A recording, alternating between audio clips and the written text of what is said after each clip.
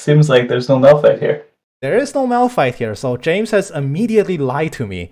But this is going to be Piltover Clash, Day 1.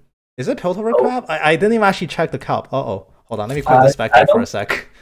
Piltover was a month ago. Okay, Piltover Cup, Day 3. They rotate cups, I guess. So this is Day 3 of Piltover Cup. We're on the... For future reference, for future historians out there, the patch is currently 12.8.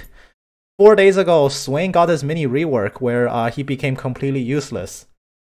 And this will age either really poorly or really well, because right now Swain has just been hotfix buffed on live because he is suffering quite a bit. But we're going to be getting into game 1 of a tier 3 clash.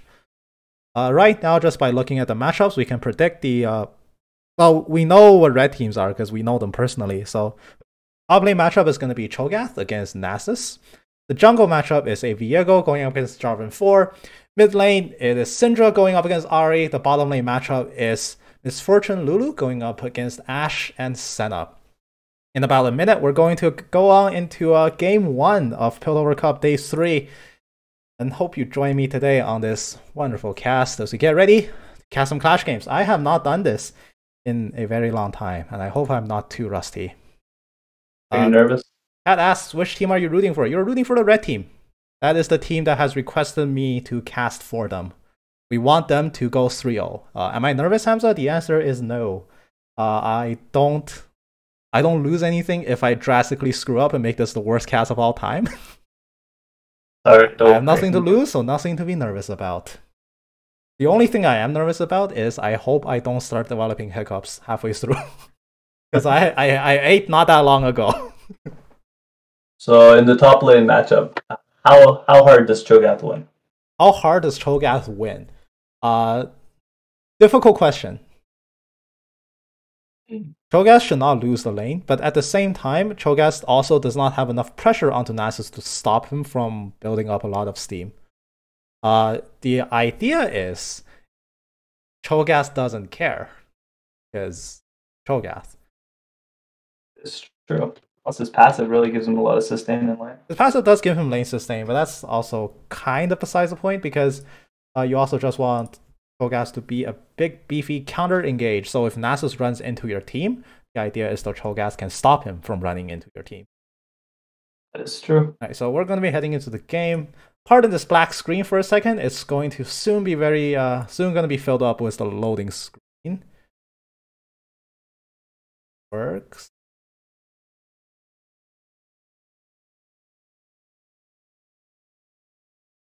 I didn't change anything in my settings. A little bit of a delay, I guess.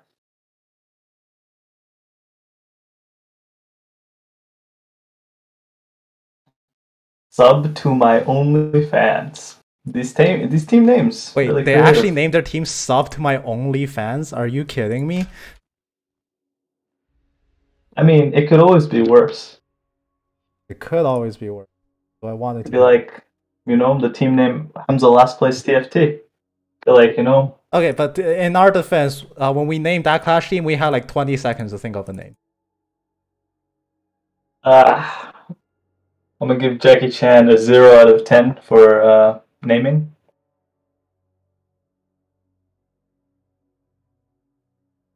Seems like my spectate doesn't like. Give me a second. See if I can fix this. Ah, there we go. All right, so got everything ready. Why is it not playing? All right, should work now. Okay, welcome day 1 of Piltover Clash. Day 3, game 1. Alright, so we're going to be looking at the red team and they're going to walk out. Let me go ahead and rearrange the scoreboard. 1, for viewing convenience, and 2, I need my hotkeys to work. Let me try out all my hotkeys. Okay, good. Everything works. Hotkeys. There are hotkeys for spectate that allows you to pay attention to specific champions that you want to watch. So that's pretty handy. Alright, cool. I have all my setups ready. Let's go ahead and get casting. Oh, early on, level 1, not too much aggression shenanigans, except here, Jarvan's gonna walk in, spy himself the Syndra, and gonna drop a word over the wall. Now, red team, they don't see this word, but it's a pretty safe assumption that it's been worded. There's a word ping going down around this area. So they know that the Jarvan has been spotted topside. Immediate pings going down onto red team. So red team is going to opt to start blue. And I hope they're working with the assumption that Jarvan is going to be starting on the bottom side as well, due to having worded red. Could be a fake out. Let's see if Nasus shows up to lane late. Because if Nasus decides to show up to lane late, that could very well send a signal that, hey, Jarvan might be starting at red, and he was just chilling at blue. Nope, Nasus is actually just going to walk into lane.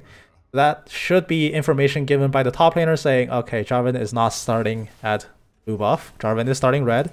So this is identical starts from both sides. They gave the Jarvan a really good leash. Yeah. So leashes go aside, and now we have the standard game opening from both teams here.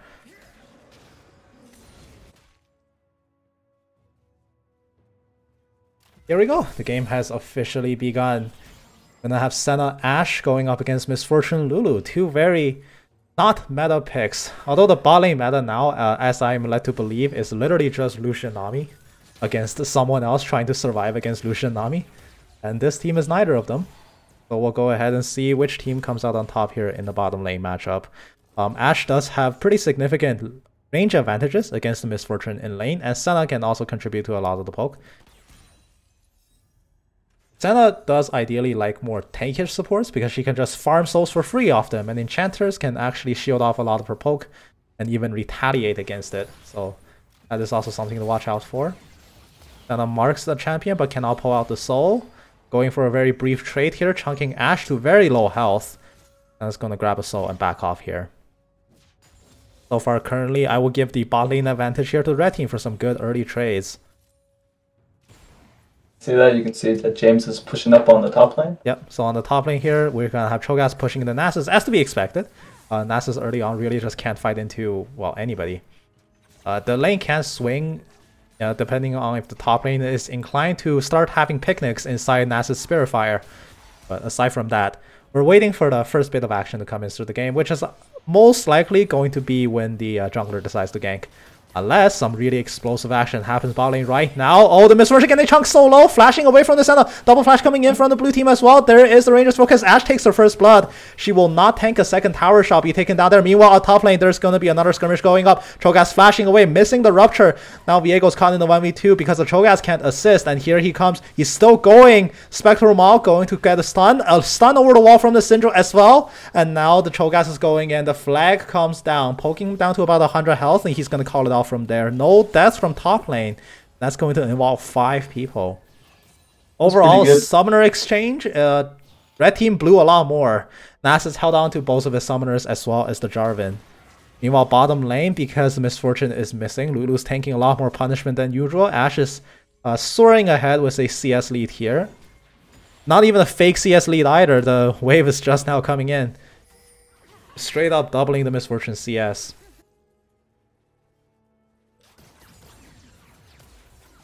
Now we're going to have, trying for another route, not going to snare the Misfortune this time.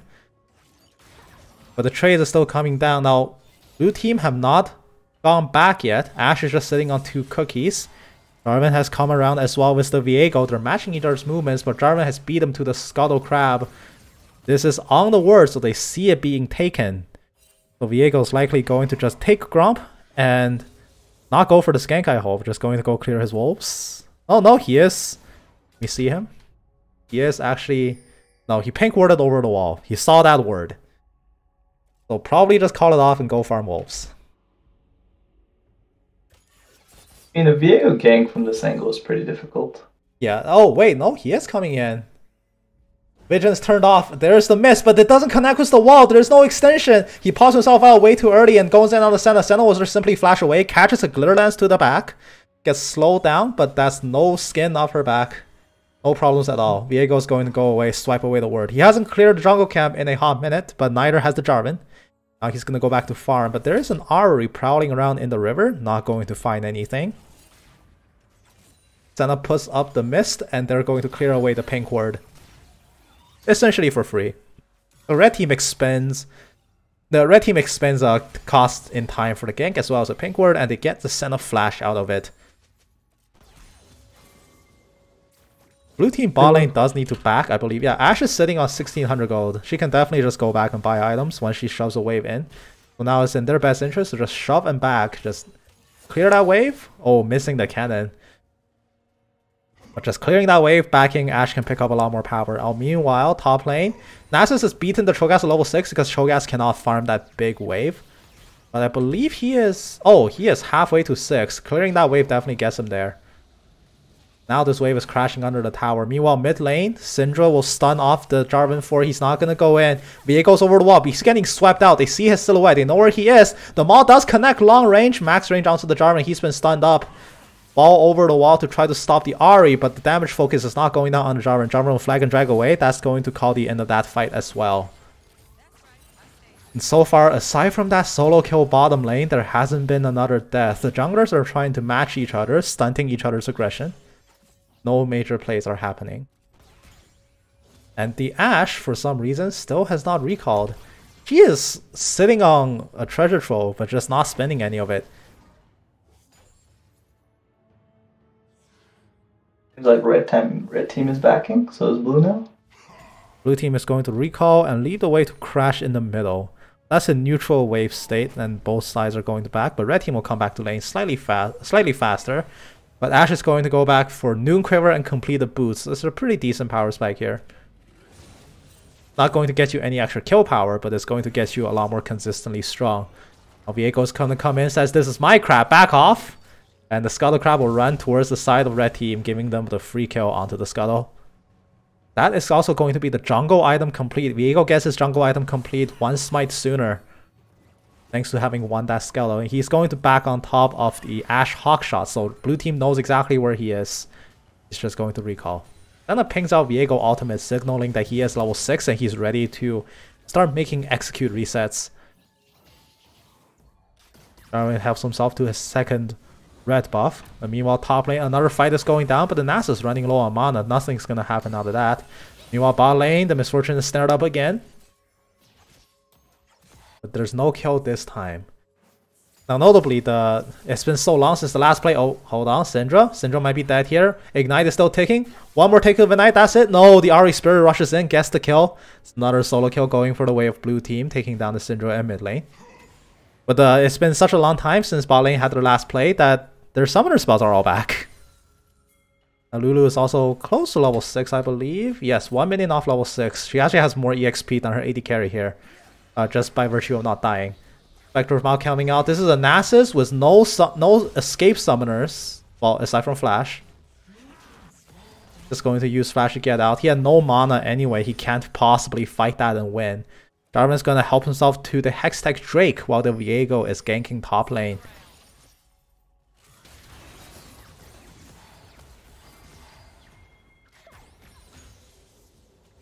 Now the game continues in the state that it currently is. Blue team is up 2 solo kills, one in the mid lane 1v1 and one in the bot lane 2v2.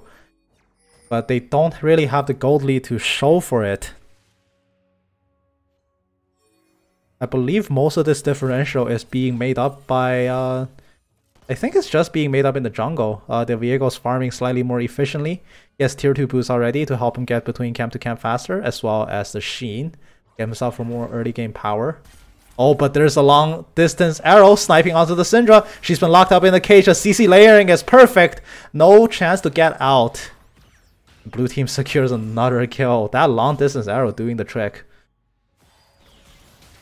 One more trade coming in. Lulu's going to be attached by the mist. Shielding herself. She needs to try to run. Ashe is going to flash forward for a single volley. Not going to do much more aside from that. Lulu tosses a glitter lance and runs away. That's going to be Ashe flash down. Not the best expenditure of a combat summoner on your AD carry. Just going to get in and do 1 W. And we'll see if red team is able to punish this. The Viego mist is coming down. He is running along the wall. Senna's going to put up the mist in reaction and run away. That's going to be the end of that. Unfortunately, Viego can't really chase in that angle. He's going to clear the pink ward and start recalling in the brush. Meanwhile, what is happening on the other side of the map? We're going to have Nasus attempting to solo the Rift Herald. Not recommended when he's sitting on a wave this big. He's gonna lose it all. This Herald is not dying anytime soon, and he is missing the eye. There we go. He's going to get this Herald for himself. No, Jarvan's just gonna come in and yoink it as well. Oh, so Nasus is not even gonna get the Herald to himself, and he's gonna lose this whole wave. That's a pretty bad investment of time from the top laner here. It's not really gonna pay off. The Jarvan is going to try to make it worthwhile for him. The Wither comes down. The Jarvan is coming in. The flag is there. The Cho'Gath did not get out in time once he heard that the Herald was dead. Can he still make it out? The good news is the Nasus is out of mana, so they're just spanking him the whole way. He tries to run back to the tower. The flash goes down. He is going to be able to recall, but he has no teleport. Oh, is Jarvan going to just swing around and drop the Herald? He very well might. He's spinning back around. There's a tri-word. There's a pink word in the tri-brush, so they're not going to be worried about anybody coming in for a while. Oh, Cho'Gath is going to cancel his no, he's going to cancel his recall. He's not teleporting back. He's not even walking back. His team is coming, including a Lulu being sent to roam up. Blue team missing pings are going down in bottom lane. They know that something is up. Lulu shows herself top lane. They're going to call this off. There's no Herald being dropped. They're not going to force the play. Now Ahri going mid. She wants another kill out of this. The Ignite goes down. That's all 3 charges of Spirit Rush. She's not going to get anything else. The Syndra has to be careful. Don't walk back into the orb. Just going to go ahead and wave clear. Lulu swings by, says hi, and then goes back to bottom lane. Top lane pings missing, which is not the most effective ping out of all the missing pings we see on the map, because they should know that Nasus has 0 mana and can't gank. Teleport has been extended by the Nasus. He's just going to try to farm it out. Let's go ahead and check how many stacks he's got. He's got 135 at 12 minutes into the game. That is slightly below par. Could definitely be farming a bit more than that. Now Cho'Gath has gone back for components to Frostfires, but trades in the cloth armor, which you need, and holds the null magic mantle, which you don't. When you're facing Nasus Jarvan, MR is not the thing that you want taking up an inventory slot compared to the cloth armor. Now the Viego is going to secure the blue team's invasion, trying to take the blue buff for themselves has failed despite committing 3 people, but that's 4 people in the river. This is a very difficult fight for them. Miss Fortune does not have the Eclipse stun. There's no major power spike there. There are magical shoes, but it's unupgraded. Now this may be a fight starting to be forced out. Flash charm onto the Lulu, but this massive bullet time down the corridor, that's going to cut out the blue team. They can't really advance. Jarvan's going to flash in Cataclysm, locking down the Lulu. Lulu is dead to Rise here. Going to be taken down first, and now it's a full retreat from the red team. Miss Fortune trying to run for the tower. Is it going to be enough? It might not be. Senna just grabs the souls through the tower and gets the kill. That's going to be a 2-for-0. And Jarvan, insult to injury, going to drop the Rift Herald down at bottom lane to ram it in the tower. Now red team is scrambling a response. They're sending the Syndra into the river, but the dragon is being done, and nobody appears to care about the Ash splitting bot, which seems like the more possible fight, but they're going to go for it anyway. The Heartbreaker does miss, but Viego gets the kill anyway, takes the soul, becomes Senna. Trying to charge in, gets rooted up by an Everfrost. The resets are still there. Jarvan's so low. He's going to drag over the wall. Viego still chasing. He's probably not going to get this kill. Ash is rotating up to try to stop him. They get 1 kill back onto the support. And that's all they're going to get. They can't secure Dragon, not in this position. They should just back off here.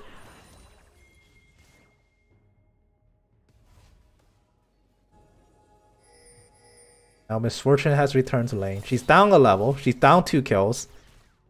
But she's now down the Mythic yet. Ashe is going for Shield Bow. Okay. Ashe is going for the Shield Bow as a defensive option because Viego is terrifying, I suppose. Cho'Gath greeting for a Demolish proc. But the Nasus is not the most patient with his mana, so he is going to spend all of it farming again. He has farmed this way up to 210 stacks on his Q. That's more like it. He's farming better now. Still slightly below par for this stage in the game. There is now a lot of free farm being thrown Nasus' way. But for him to be more efficient, he does need to hurry up and finish Thunderer. Likewise for Cho'Gath, he can't really sit on that non-magic mantle. He's got to turn that into a completed mythic as soon as possible.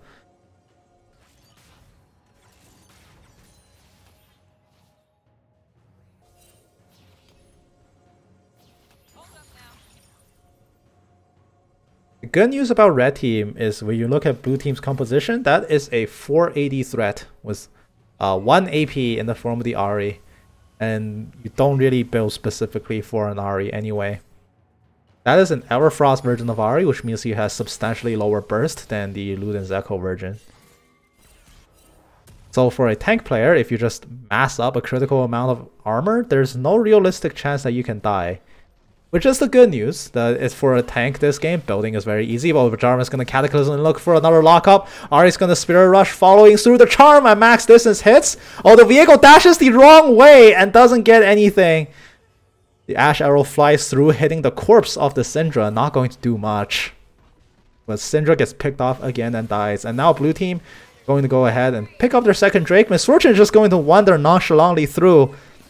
Get found by the Senna. Senna's just going to start shooting her. Q slow is applied, but they're not going to chase any further. That will be a series of tragedies here, as mid lane is starting to bleed out here for red team. They do need to assemble an answer for the mid lane as soon as possible. The play now is to definitely start putting more resources to your mid lane.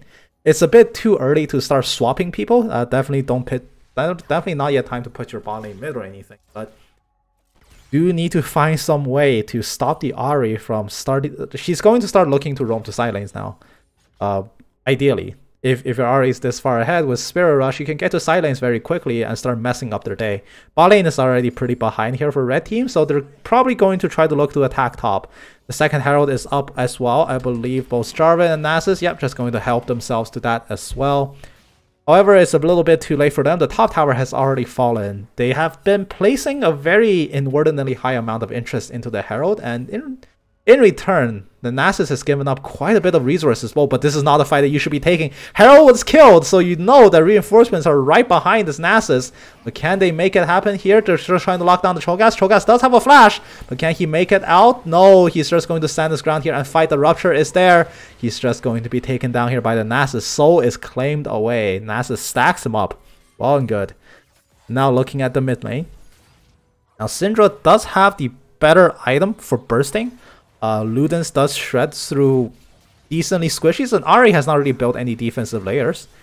If you want to make this kill happen on the Ahri, it's definitely still possible.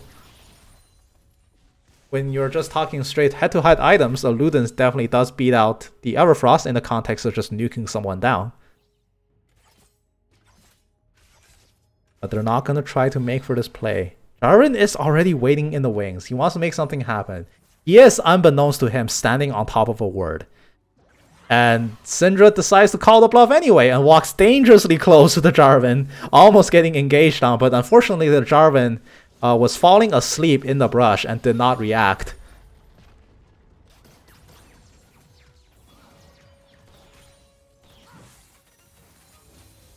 Now we're going to have Ahri trying to shove in another wave. Ahri still right now has a superior shove compared to the Syndra. Just wave after wave being crushed into Syndra. So that means Ahri gets the first roam and she's already heading down into the river. The Lulu's picked off. The MF is picked off. The Lulu all comes down, but they're going to run face first into an Ahri, and this is going to be a total wash. And Miss Fortune is the first to fall. Viego's going to drop the miss, but he's been spotted out the whole way through. Heartbreaker into the brush. The attempted juke does not work. Syndra arrives onto the scene far too late, because being late to the shot will do that to you. And there is another flag and drag coming down. Red team is getting picked apart here. Jarvan finds a third kill. That is going to be a 3-0. The fight in the river was ill-fated. Just seeing Ahri being able to shove, you need to find a way to contest that shoving power. If you're the first to shove, you're the first to roam, and Ahri does get to the river first and turn that fight. Red team also did just get engaged on from the try. Just a very poor sequence of events all the way around. And now the Herald is going to make things worse, killing the mid-outer, leaving just the tier 2 in his wake. And meanwhile, top lane, Cho'Gath pushing a little bit too deep by himself. This is a textbook overstay, staying after your team has been wiped for a substantial amount of time, allowing blue team, without any way for red team to punish, just walks up and takes the free kill. Because the rest of your team is respawning, so you're not going to stall for more than that. You just go top, get a free kill, and leave, while the rest of red team is still just scrambling their way back to lane. And now they finally made the lane swap at approximately the correct time, but right now they're all so far behind, but doesn't even matter. The CC chain has gone down onto the Misfortune. She is just not getting ready to play the game. CC from full to death thanks to an arrow from across the map. The Ashe is... I normally don't advocate for throwing so many essentially global range arrows, but a lot of these have connected. So really, who am I to judge? If the play is stupid but it works, clearly it's not stupid. Now Shadow Flame has been completed by the Ahri. Fight a 6.4, I was stunned for 6.13. I was wondering what the CC timer was. That was a very good layering of CC. 6.13 does sound somewhat correct. And Lulu walks too far into the brush, gonna get picked off here and killed off. And now blue team has a very strong core. The Jarvan is just permanently sticking with the Ahri like glue. And they can roam around the map doing whatever they want. This is good. This is what they want to play. They have a very strong point in the form of an Ahri and an Ashe. So Jarvan follows them. They roam around the jungle and killing whoever they can find. And they're definitely strong enough to do that. So now it is up to red team to try to find a way to start looking for any amount of weak spots on the map and then try to break it open. And if there are none to speak of, huddle together against the incoming wave of terrors and hope for the best. Ahri 2 levels above, going to go ahead for the Syndra. Syndra's cut out in her own jungle, but there's the bullet time going after the Ashe. Can they get one kill? Yes, they can. 700 gold going over. Syndra trying to stall as much time as she can. Not going to do much more, but this is a full-on collapse coming from the red team. They want to make something happen here. Ooh, can they make it happen? They're going to be walking in. Jarvan's going to Cataclysm, trying to save himself. The teleport is coming in a little bit too late. The fight is almost already over, but they're trying to extend it still. Jarvan's going down. They want the kill on the Ahri. Heartbreaker's diving in. Ahri is so low. There's the kill, but Viego dies before he can grab the soul and transform. And now it's just a very beefy Cho'Gath running in. Senna is running for the hills in the mist, but Nasus is not in it. She is cornered off. She might be killed here. Red team finds many valuable shutdowns in a very good series of events. Nasus spams the dance, taunting them to make the dive, but they're not going to answer. TP top lane by the Syndra to pick up some farm. Nasus teleported in a little bit too late to make a difference, and red team, they find the critical picks they were looking for to get a lot of shutdowns, mostly onto, oh yeah, both kills were onto the Viego. So now he is laughing his way to the bank, and then he finds out that the bank has been burned down because his team is still very poor. He does pick himself up Blade of the Rune King on top of Divine Thunder. Red team did need that, yes. Very critical series of events, but it's only the first step to a very long walk to a potential comeback, and the comeback might be delayed a little bit because they just got kicked down one more step on that flight of stairs. Cho'Gath gets cut out right outside Baron, and that's going to be a free Baron buff being started. Scryer's Bloom killed off as well. The Vision sweeps across. Red team knows it. Blue team knows it. Can they actually try to stop this? They don't have their big beefy front line. So it's very risky for Viego to go in first. He's where most of red team's power budget is right now. They need to try to play around him. Misfortune. Oh, wait, the Ahri a little bit zealous. Going to jump in. And Misfortune steals the Baron. Where's the bullet time? Are you kidding me? The Viego's feeling it. The Hy-Vee plays are coming out. Gonna flash over the wall. Taking over the body of the Jarvan. Flag and drag over. Not gonna find anyone yet. The Heartbreaker comes down as well. The mist goes out, but he's been rooted up. He's been slowed down. He can't keep chasing. And red team steals the Baron. Are you kidding me? They keep themselves in this game. That was a miracle steal. Oh, that Baron was a certain win condition there for the blue team. They could have made a game-ending amount of damage with it, but now it is no longer theirs. Now red team is going to try for a counter push. They have one very healthy cannon minion beating up the tower. They do need a few more autos onto it, but blue team, oh, they're not bothering to stop it. That means the tower goes down. They equalize the mid tower count. That's very vital for them. The Cho'Gath is also going to head bot lane to try to push it out as well. That's going to draw the response from the Jarvan. Senna walking up, perhaps a little bit too far, but the Maul is going to miss. The root goes down, snaring the Lulu as well. They might just call this off and go back home reset. How much gold are they sitting on? A substantial amount. They do need to go back and buy some items. Try to make themselves more powerful here. Again, this is the first of many steps they need to take. This is once again the first step because they just kind of got kicked back down the stairs. Suddenly this game, chat is right, suddenly this game is Surprisingly, even again, a 600 deficit at this stage in the game may as well be nothing. The next point of contention though, red team is up 3-0 in Drakes.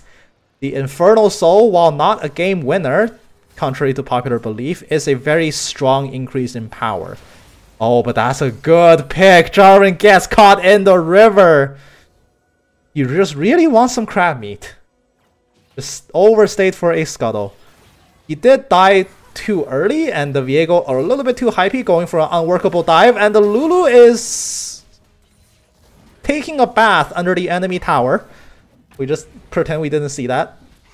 Top lane is going to be a brawl. Unfortunately, it is Divine Thunder. Nasus going up against Cho'Gath. So this spanking is not going to work out well for the dinosaur. He is just going to be sent back to the zoo and goes extinct again. And now there's a massive threat up top lane that they need to deal with. But meanwhile, the bot lane is caught up in the major fight. Viego's going to go down here, but the Misfortune trades one back. The Ahri is still very strong. 2 levels above the Misfortune. She's diving in for the kill. The charm is there. The arrow is there as well, but they trade the kill. 2 for 2. Ashe does come in, shoots the Misfortune in the back to equalize the numbers.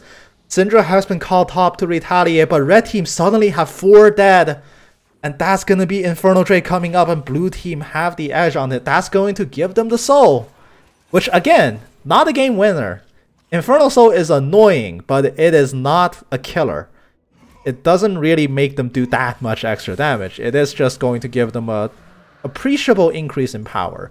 But the gold lead is close enough that it's not that big of a deal to lose the soul. One mistake that I see a lot of lower elo players that subscribe themselves to is that soul is a win condition, where in many circumstances it is not. Infernal Soul is very rarely a win condition. Hextech Soul is occasionally something that can help you win an otherwise sour fight. There are some team comps where Ocean Soul might as well not exist. Mountain Soul is pretty consistently good, just as extra defensive layers for your carries, but Infernal Soul, really not that big of a deal. So losing the soul is not too terrible. What is more important, that they did actually manage to take a few kills back, make it a little bit of an even kill trade. That is better than just outright losing everything. Now Nasus is going to complete the second item, Hullbreaker, at 28 minutes into the game. Pretty long time to build your second item, but it is Nasus, so it's a Nasus with the Thunder. He has the trading power, he has the kill power onto the Cho'Gath. He's gonna flash after the Syndra. Oh no, Syndra's still dead. Meanwhile, there's another fight in the mid lane. Viego's gonna Heartbreaker out. He's gonna take the soul of the Syndra. Meanwhile, bot lane, the Nasus is just fighting it out, but mid lane has sounded a full retreat. They kill Senna and get out. And meanwhile, bot lane, what is happening here? We looked away from graphic content, but essentially Nasus just turned the dinosaur into kibble once again. Not enough armor. Needs way more armor than that. Needs way more money, way more quickly. And there's the flash coming in from the Ahri. The charm will whiff. Misfortune counters with her own flash getting out of the way. And Sinbad 777 has left the game. Because... oh god. I mean, maybe he hunted one too many dinosaurs and now the authorities are on him. Now he needs to lay low for a while. Well, the game is now 4v5. Which is an interesting spin on things. Baron is going to be up in less than a minute. And suddenly blue team finds himself without a top laner. Blue team pings to their mid tower. Jarvan is going to shove the wave top. That is sufficient minions to cause a slow push. And there should be a reconnection coming down from a second disconnection message. It does mean that's just internet problems. As soon as that gets resolved on the Nasus part, he'll come back. Syndra is trying to ambush the Jarvan, but there's not enough power on board from the Syndra to immediately kill the Jarvan here. They're sending way too many people top to respond to one split push threat. The Nasus does return to the game. But there are some fights coming out here. The Heartbreaker coming down, the Senna shield. Is that enough for the heal? No, it is not. Viego solos out the Jarvan. That's a kill back. That's no jungler for a Baron setup. That's Nasus just now walking out of the fountain. Can red team just force a Baron here? And the answer is very clearly no. Nasus will just come in and kill everybody, but can they make anything else happen? Good rupture onto the Ahri. They're gonna try to make a catch happen. The Syndra dumps her whole power shots into Ahri. Not going to make anything happen. Nasus walks a little bit too far forward. He gets polyed. He's gonna ult away. The arrow does not hit the carry. Nothing's happening. The Cho'Gath is just tanking the world here. Oh, but the Viego, he's a little bit too high. He's been rooted under the tower. The Heartbreaker does not finish. They get the Ahri kill, but they lose the jungler. However, blue team no longer has a front line. The Jarvan is just now respawning. He's trying to run back to the fight. Syndra comes down. The ball goes around. The mist comes down from the Senna, trying to conceal the location of the Ashe. Now, here comes the Jarvan. Flag and drag over, but he flagged and drag over into a carry and an unkillable tank for him. The tank just has all armor. He's building what he's supposed to do, so he's just going to be slowly worn down. And the Triumph... Wait, well, he has Triumph? Are you kidding me? Hold up. What? Triumph over... Okay. Interesting. Alright. Aside from that... What's this second? Okay. I thought it would be POM for sure, but yeah, Triumph works as well, I suppose. It's not wrong, I'm just shocked that he has it, for the record.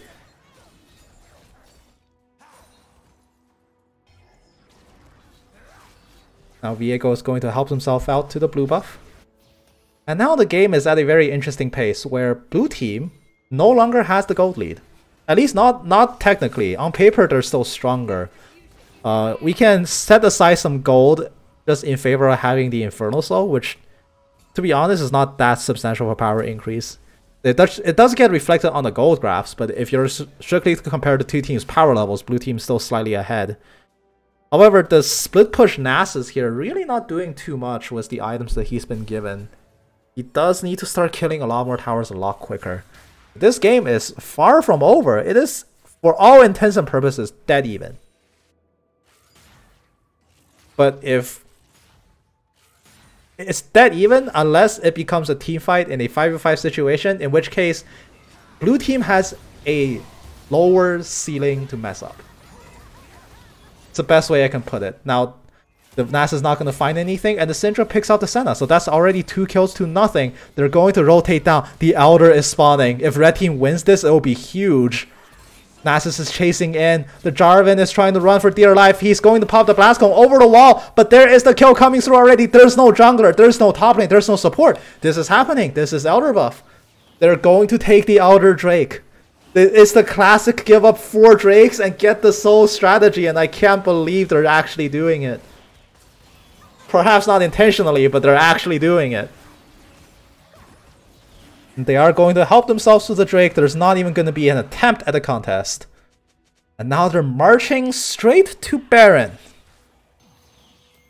Respawn timers are coming up, but trying to fight into this is hard. Ahri is sitting right on top of a ward. Oh, they know she's there. Oh no, Ahri is just going to die. Cho'Gath is going to waddle his way slowly to mid lane. Wait, what? Red team is not Baroning? No, go Baron. No, please go Baron. That's the freest Baron of your life. I cannot believe you're not taking it. This is... Oh... So this fight is riskier. Elder buff lasts for a freaking eternity in the context of just needing to win one team fight. You just take the Baron, reset, push up with Elder and Baron in like 60 seconds. You can very easily break the game open. But now this sequence of events might have just cost them, because that's like what, 40 extra seconds wasted with an Elder buff that doesn't really convert into any direct objectives. But here comes the Jarvan. He wants a Miracle Steal to happen. Senna ultimate goes down, but unfortunately Dawning Shadow doesn't actually do damage to objectives. That's gonna be 2 bodies immediately. Bot lane gets picked off right away. Now the Viego is tanking the Baron as well. Oh, disaster is coming down. Can they secure it? Can they secure it? Baron's falling so low. It is 100. Nasus takes it away, but it's just the Viego coming down. The bonks are coming. The Nasus bonks stolen away by the Viego. Now he is beating up everybody. It's gonna be an ace. Ahri just comes up. Unofficial ace, but they do lose the Baron. Did you know you can't smite when Viego's taking over the soul while Baron is just in smite range the whole time? Also, he just didn't have smite. He had to use that combat summoner on the enemies as opposed to the Baron. Very interesting coin flip in the pit. I mean, definitely probably should have just saved rest smite, but Losing the Baron buff here is also probably not that big of a deal. I would say, given the past series of events in the past few minutes, the momentum is now definitely favoring red team.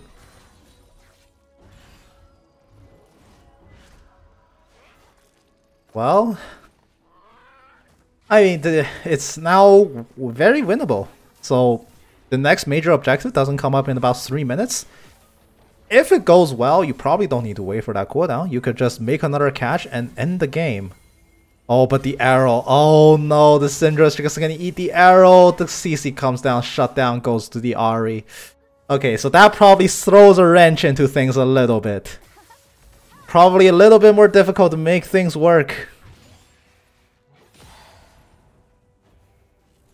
Hold on, while we wait, I'm going to turn up the volume of the game a little bit. Not too much. I don't want to be overpowered by the game. People are dead anyway, I have some time to do this. That should be an acceptable level of volume for the in-game, so it's not just me and you can barely hear the game.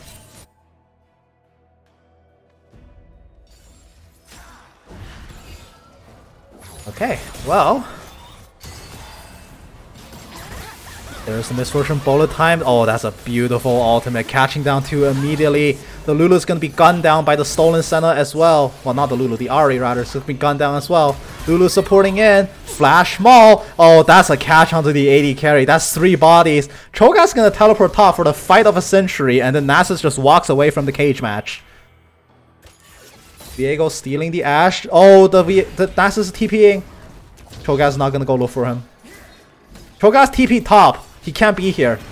Ooh, and now they have a Nasus trying to defend the base, but that's against 4 very strong people. This is now very tricky for them to fight into. I stand corrected. Nasus get polymorphed and he can't do anything.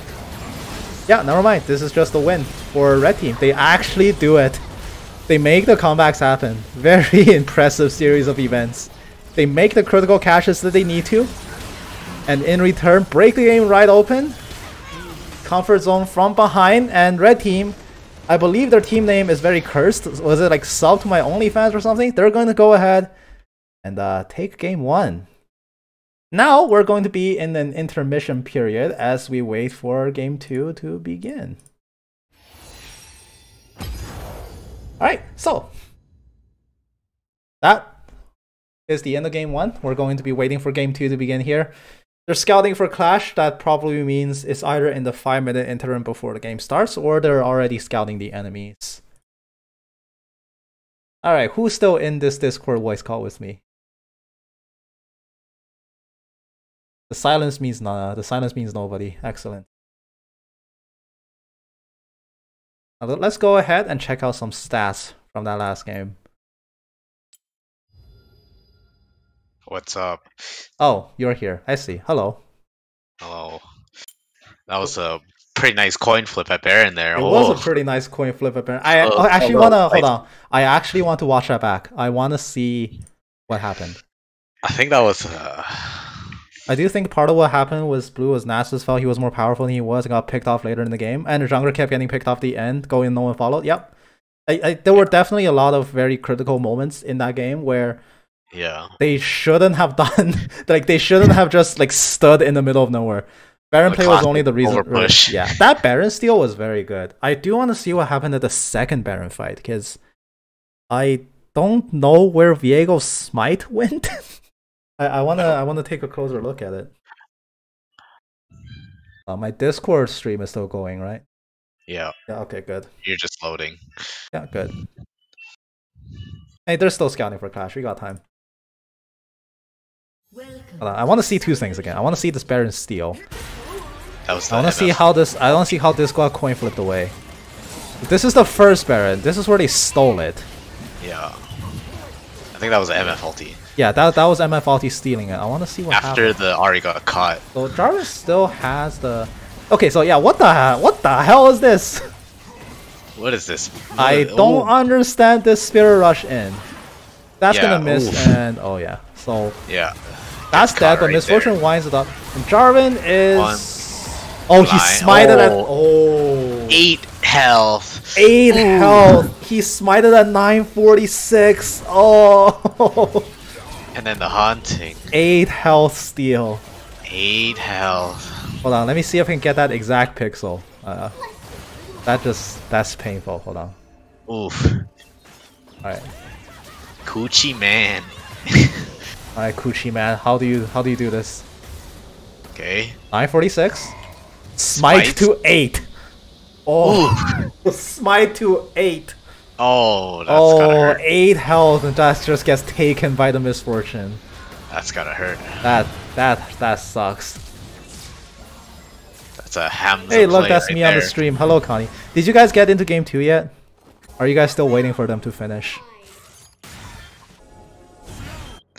Okay.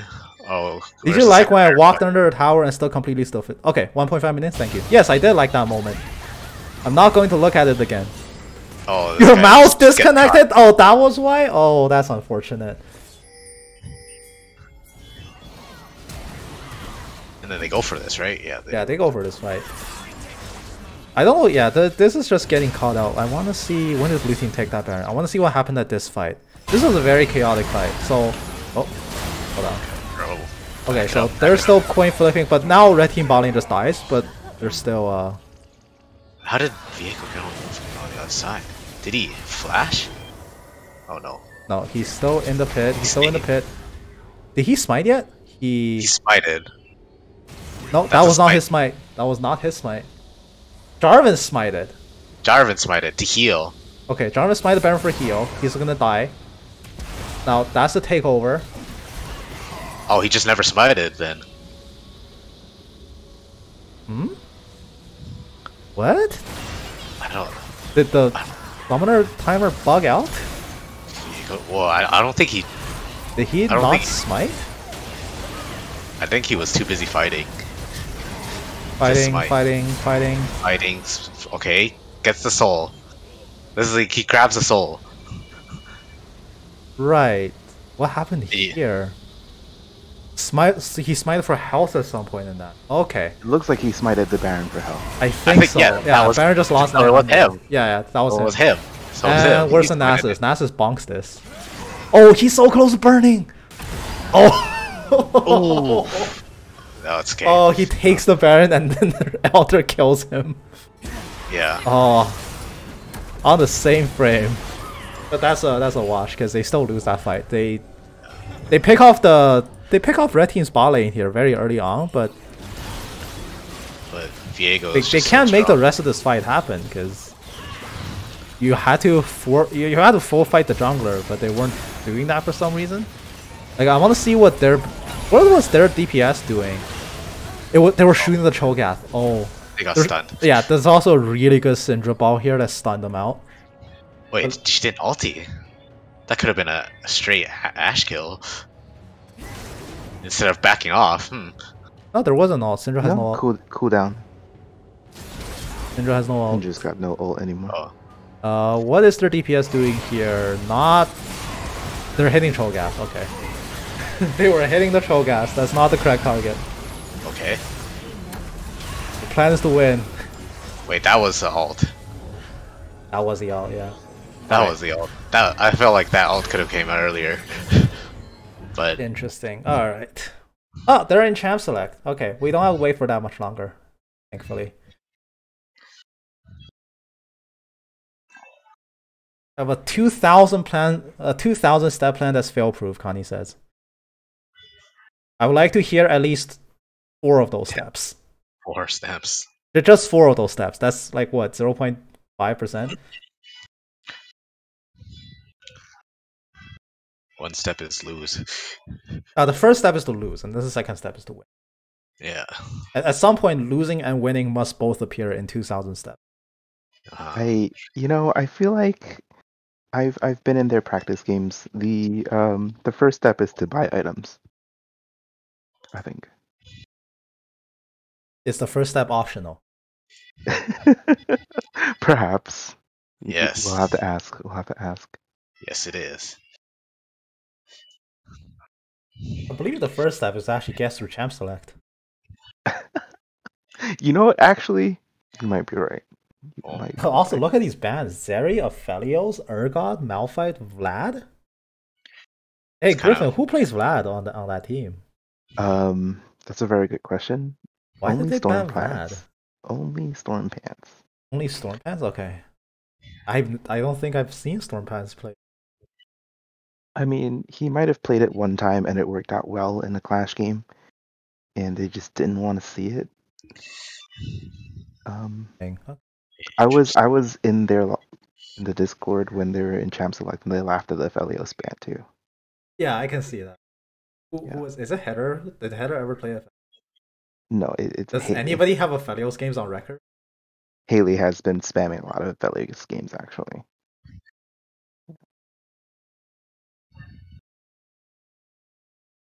How does Haley find the Felios? Curious.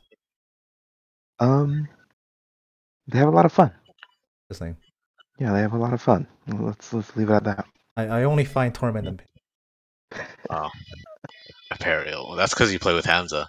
That's beside the point. And like Hamza's not even here. He just muted himself. He's not even defending himself anymore. Exactly. So now you can say whatever you want about him. Because he can't. Can't defend yourself from the truth. This is just like Amber Heard's trial.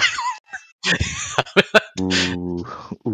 Can we say that on Twitch? Of course not. I don't have a legal team. Can someone check if I can say that? No.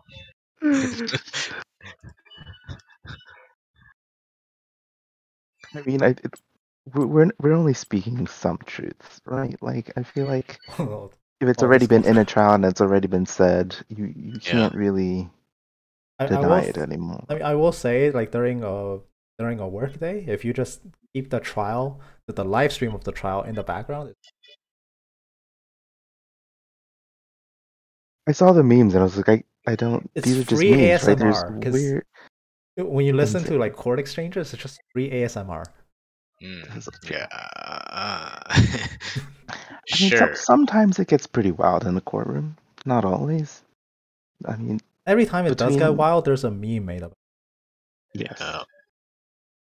I mean, given that there's Hollywood personalities in the courtroom, it's surprisingly been quite civil, at least in terms of volume, right? Like the things that are being said are not so civil, but I imagine you get screaming match.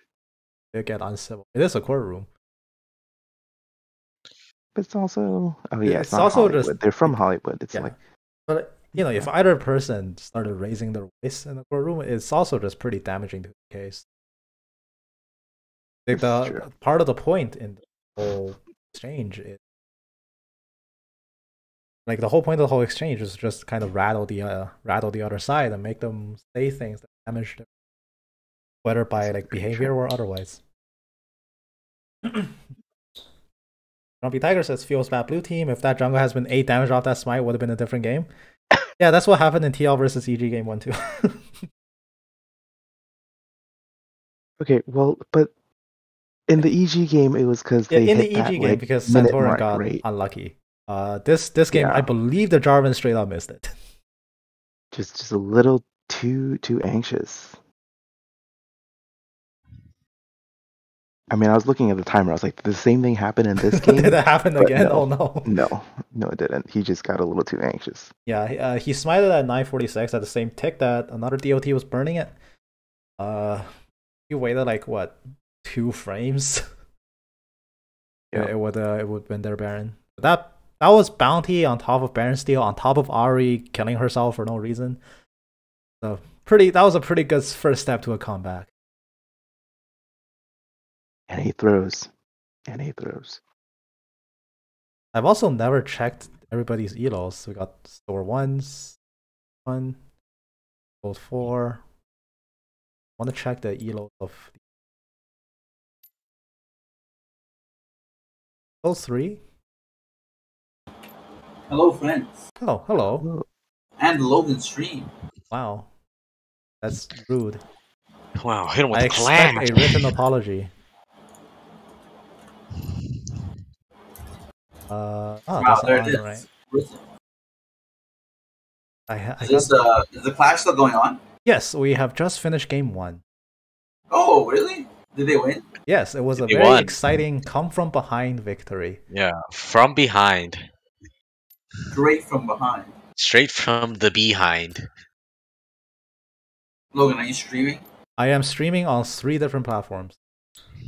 Twitch.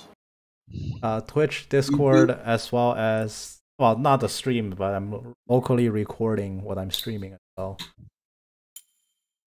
And what's the third one? Twitch, Discord one. The third one isn't the stream. I didn't misspoke there. I'm just recording it as well for uploads later on the same channel that I'm streaming from.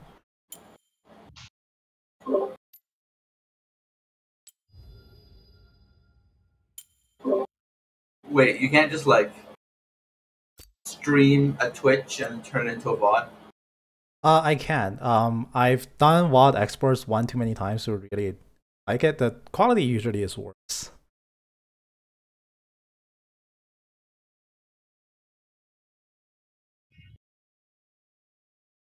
I'm gonna take a quick nap, but I might catch game 2.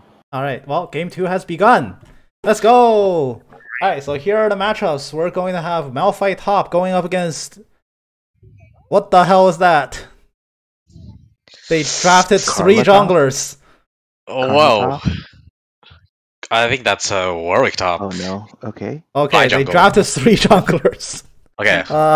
Well, what's the thing? I think it's okay. Warwick top. Okay, Warwick top. That sounds about Echo right. mid, Vi jungle, and then Sure. Karma Jin. That does seem like the most likely scenario.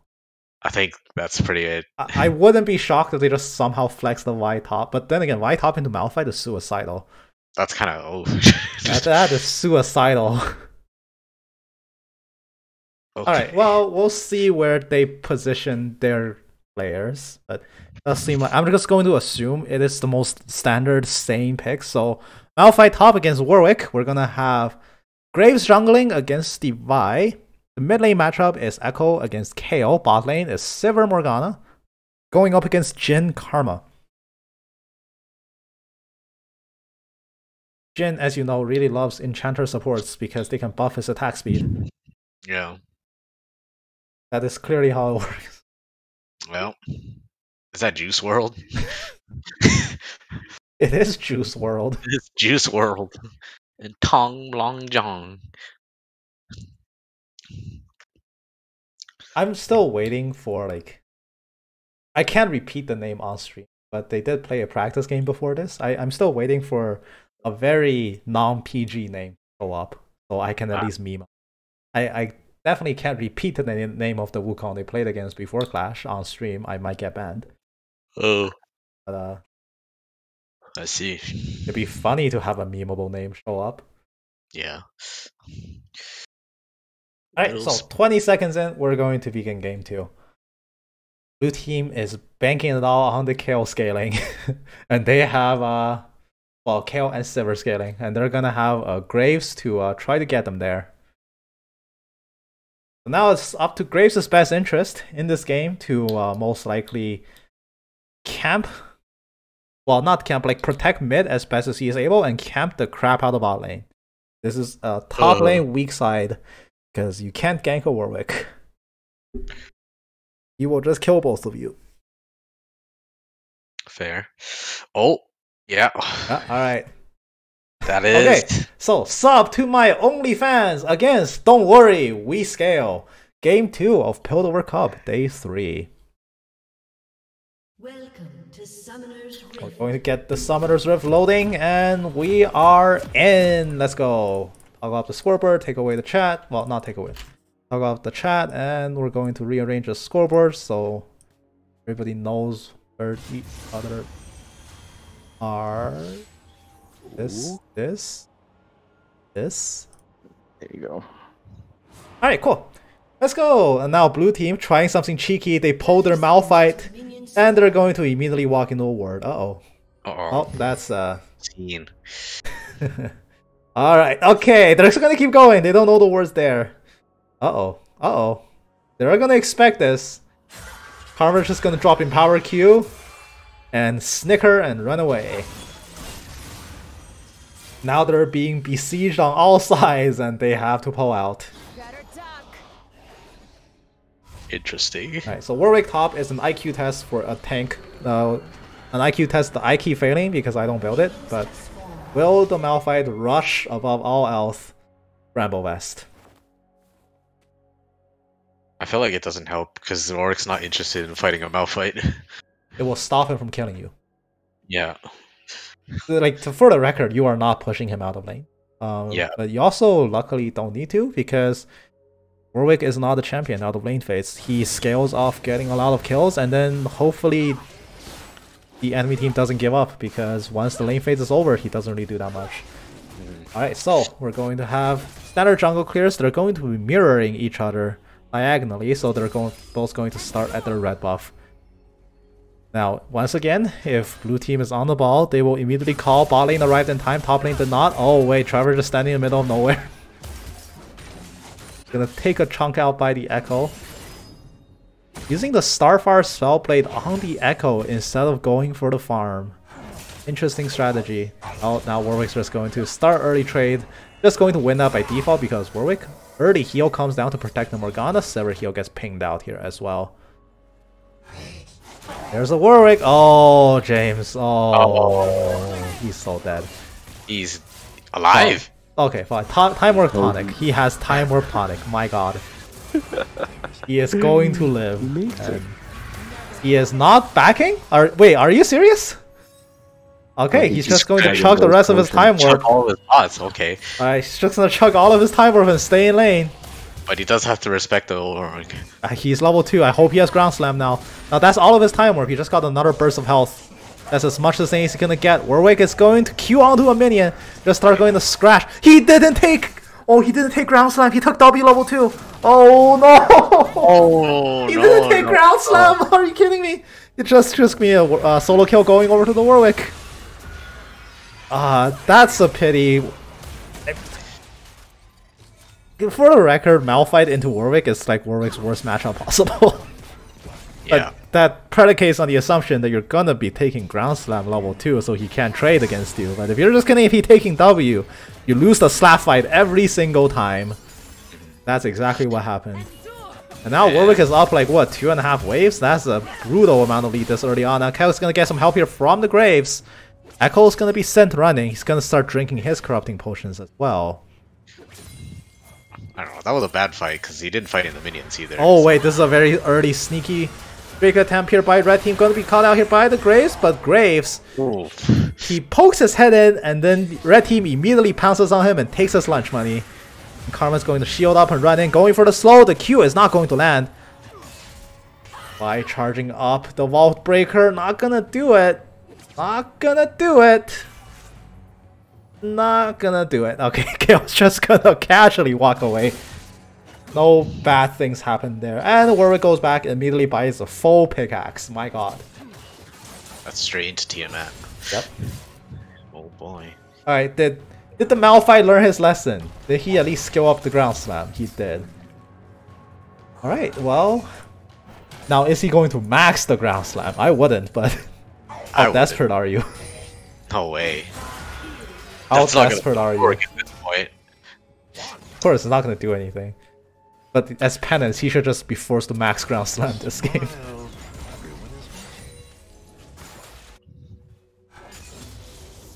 Warwick's a very burst champion, I think, top lane. Because... He is a burst champion, but Malphite is very anti-burst. Because his shield comes up... Granted, shield comes up on the same cooldown cycle as Warwick's bite. Yeah. So... he doesn't... one way or another, if Warwick wants to kill if Warwick wants to kill Malphite, it gets reduced to a slap fight, and the Ground Slam helps you win slap fights. And he is... I mean, here's the other thing too. When Malphite died, he died with 150 gold, so he just bought 2 pink words, which is... I mean, at 3 minutes in, that's the worst way to spend 150 gold. Yeah. The best way to spend it would be to not buy anything, and just get to a Bramble 150 gold sooner, because now these 2 pink words are dead in his inventory. He's going to be perma-pushing by a Warwick, who is up a pickaxe on him. So these pink words, even if he puts them into a brush, it's not going to give him any information that he's not already expecting. Like, at best, you just drop it behind you in a try in anticipation for a dive, but also, who in their right mind is going to dive a Malphite? Yeah. Now the Graves is coming over. The Sweeper does find the pink word. That's a very forced fight. Going to start with the quick draw in. Not gonna do anything. He's gonna prep up Howl, taking the reduced damage. Not gonna... Yeah, nothing's gonna happen there. And red team goes for attempt number 2 at the Dragon Sneak early on. They are going to get it.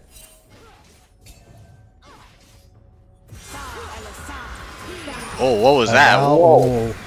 Very Whoa. premature spell shield. Going to cost the Sivir the flash.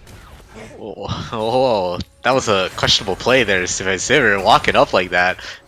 Probably shouldn't say hi to a Karma running at you with Mantra up. Yeah. But that is gonna cost the Sivir the flash. And also Sivir, very early tier, very greedy. I encourage it on the grounds that it is spicy, but I will caution against it on the grounds of being practical. And now this is a very dead Warwick, because that's not how you do that. That's not a very dead Warwick. That's a very dead Malphite. Yeah, that's a very dead Malphite, because that's not how you fight a Warwick. Yeah. When your ulti burst fails, you have died. Yep. And now Echo just going to be slowly Echo, chipped down by the Kayle. bad. Kayle has to be careful of the Echo Ghost. Echo's not going to press R here. If he pops back, he just dies to Kayle autos. But Kayle has hit level 6, which means she can start fending for herself and actually be able to farm at a competent rate, like how champions should farm and not just a mindless melee minion. They have solid win conditions, and ironically, it is red team's team name that gives away blue team's win condition, which is to scale with Kayle. Yeah. Kayle is their win con as well as a lethality Sivir, judging by a monomune item coming down. These are very good champions into the late game. You can establish severe backline threats, and the other thing that supports them being a good scaling comp here is the fact that red team picked goddamn Warwick top. Champion that becomes more and more useless as the minutes go on. Nah, they scale. They do scale. Warwick. Their team scales. That's their team name, so therefore they must scale. They'll find a way to make Warwick useful at level 18, something that no scientist has ever done before. Scaling. This Wait, is their no magic. It's in their name. I'm sorry, I mean, what? it's No gotta be magic true. mantle? No magic. That's kind of questionable. Oh no, James. I don't No. think this is the scary ability here. I think it's the autos. Like, I- he Q'd once, that's it. No, because I get the idea behind it because Yeah, okay, so but- if you question James about this, his idea is going to be because Warwick Q are passive auto on hit, they're all magic damage. But Well, no, that's not how I would that argue works. the healing is the... You beat Warwick with Bramble Vest, so he loses slap fights against you, and you beat him with a Frozen Heart to slow his attack speed. You don't really beat him by stacking MR. It's MR is the meme of the guy putting flex tape on the leaking tank. That's not going to be the solution. It's going to help you die like what, 2 seconds slower. It's not going to help you beat him.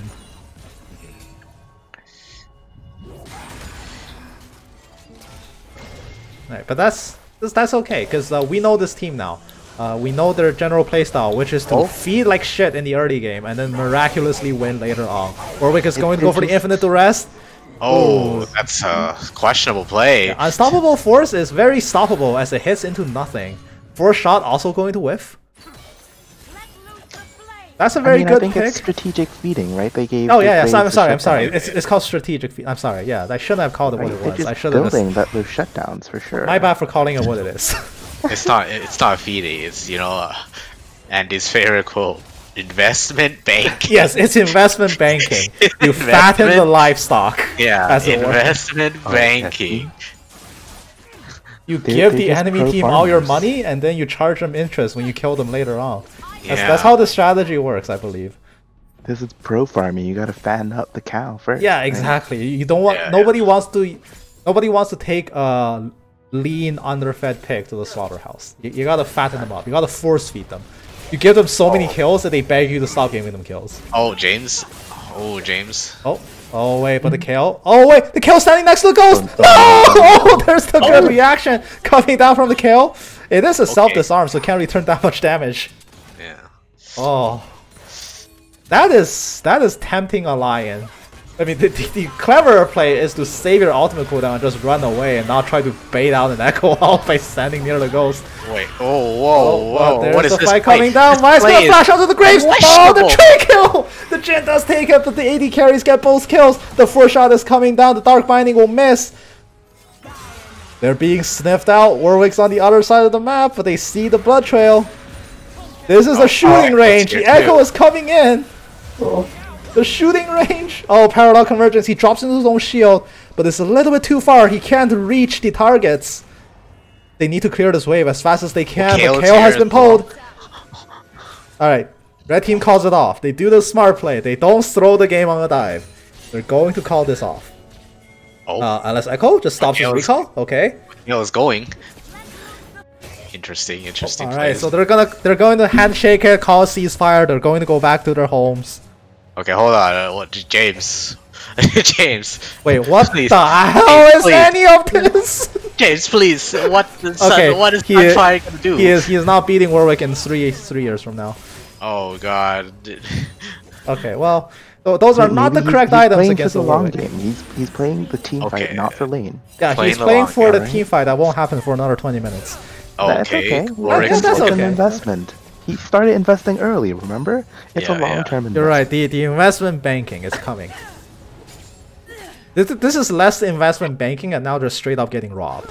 There's a fine line between the two.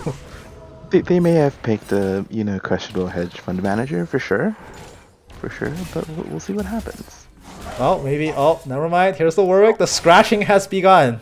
As you can see, the MR doing a lot against the Tiamat. Oh my lord, that is not even a fair fight. Lord. Warwick's trading into minions, and he's winning by a very significant margin.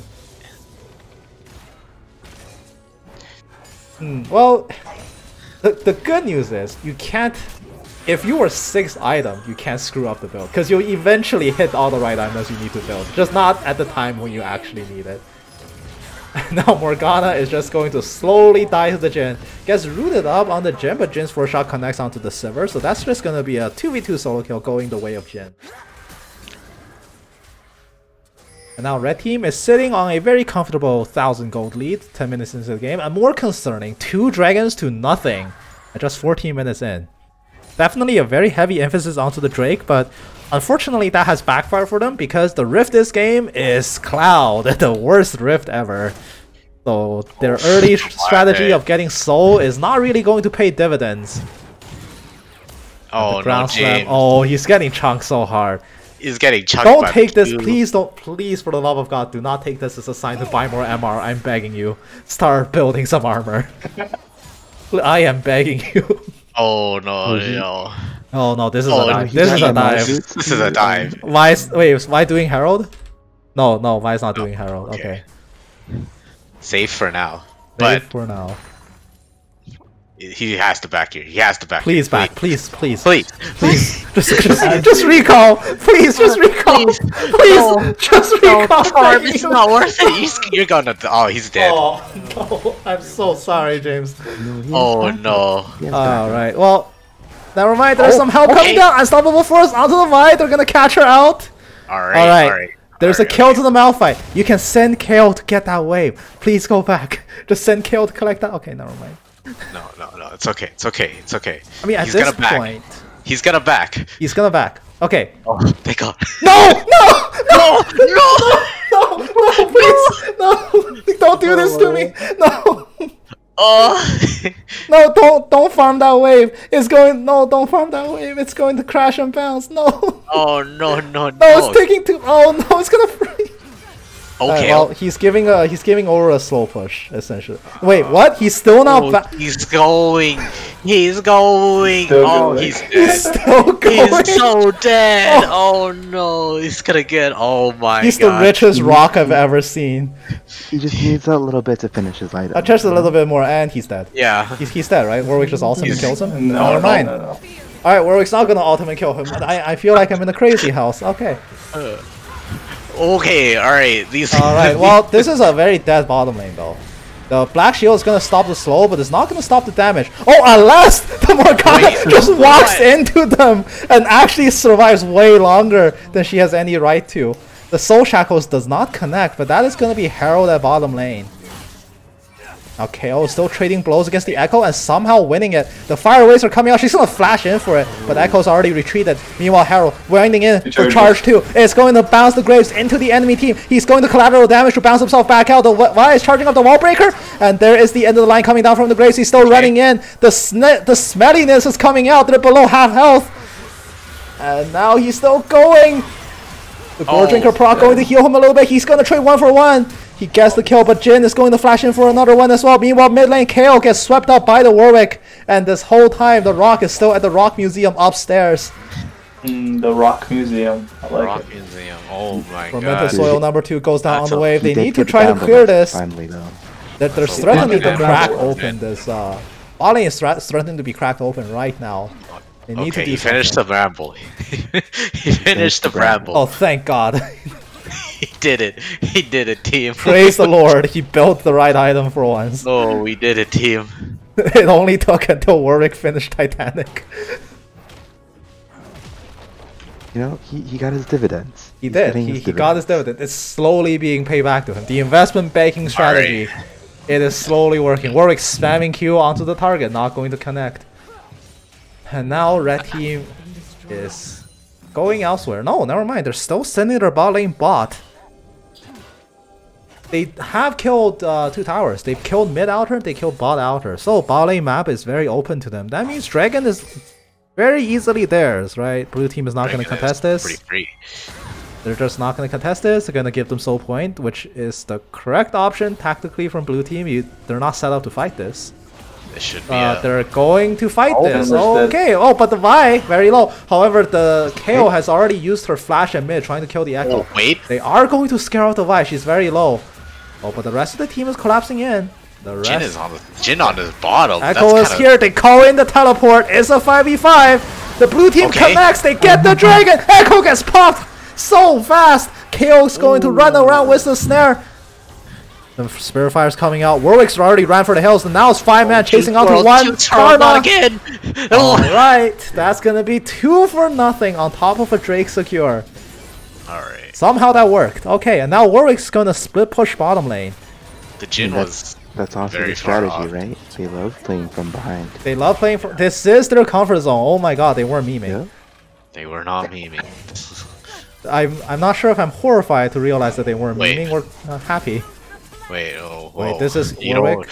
Well, he is low on mana. That's enough mana for like what, 1 RQ? I don't think that's enough to kill the Kale. Then again, the Kale doesn't have spell vamp yet. That's just Nasher's done. It's No enough Rift to- Maker. No, it's enough, I think. You at least need the Leeching Leer. The Nashor's itself is not enough because you need to. I mean the Warwick. The Warwick Let's is. go Leeching Leer first, though.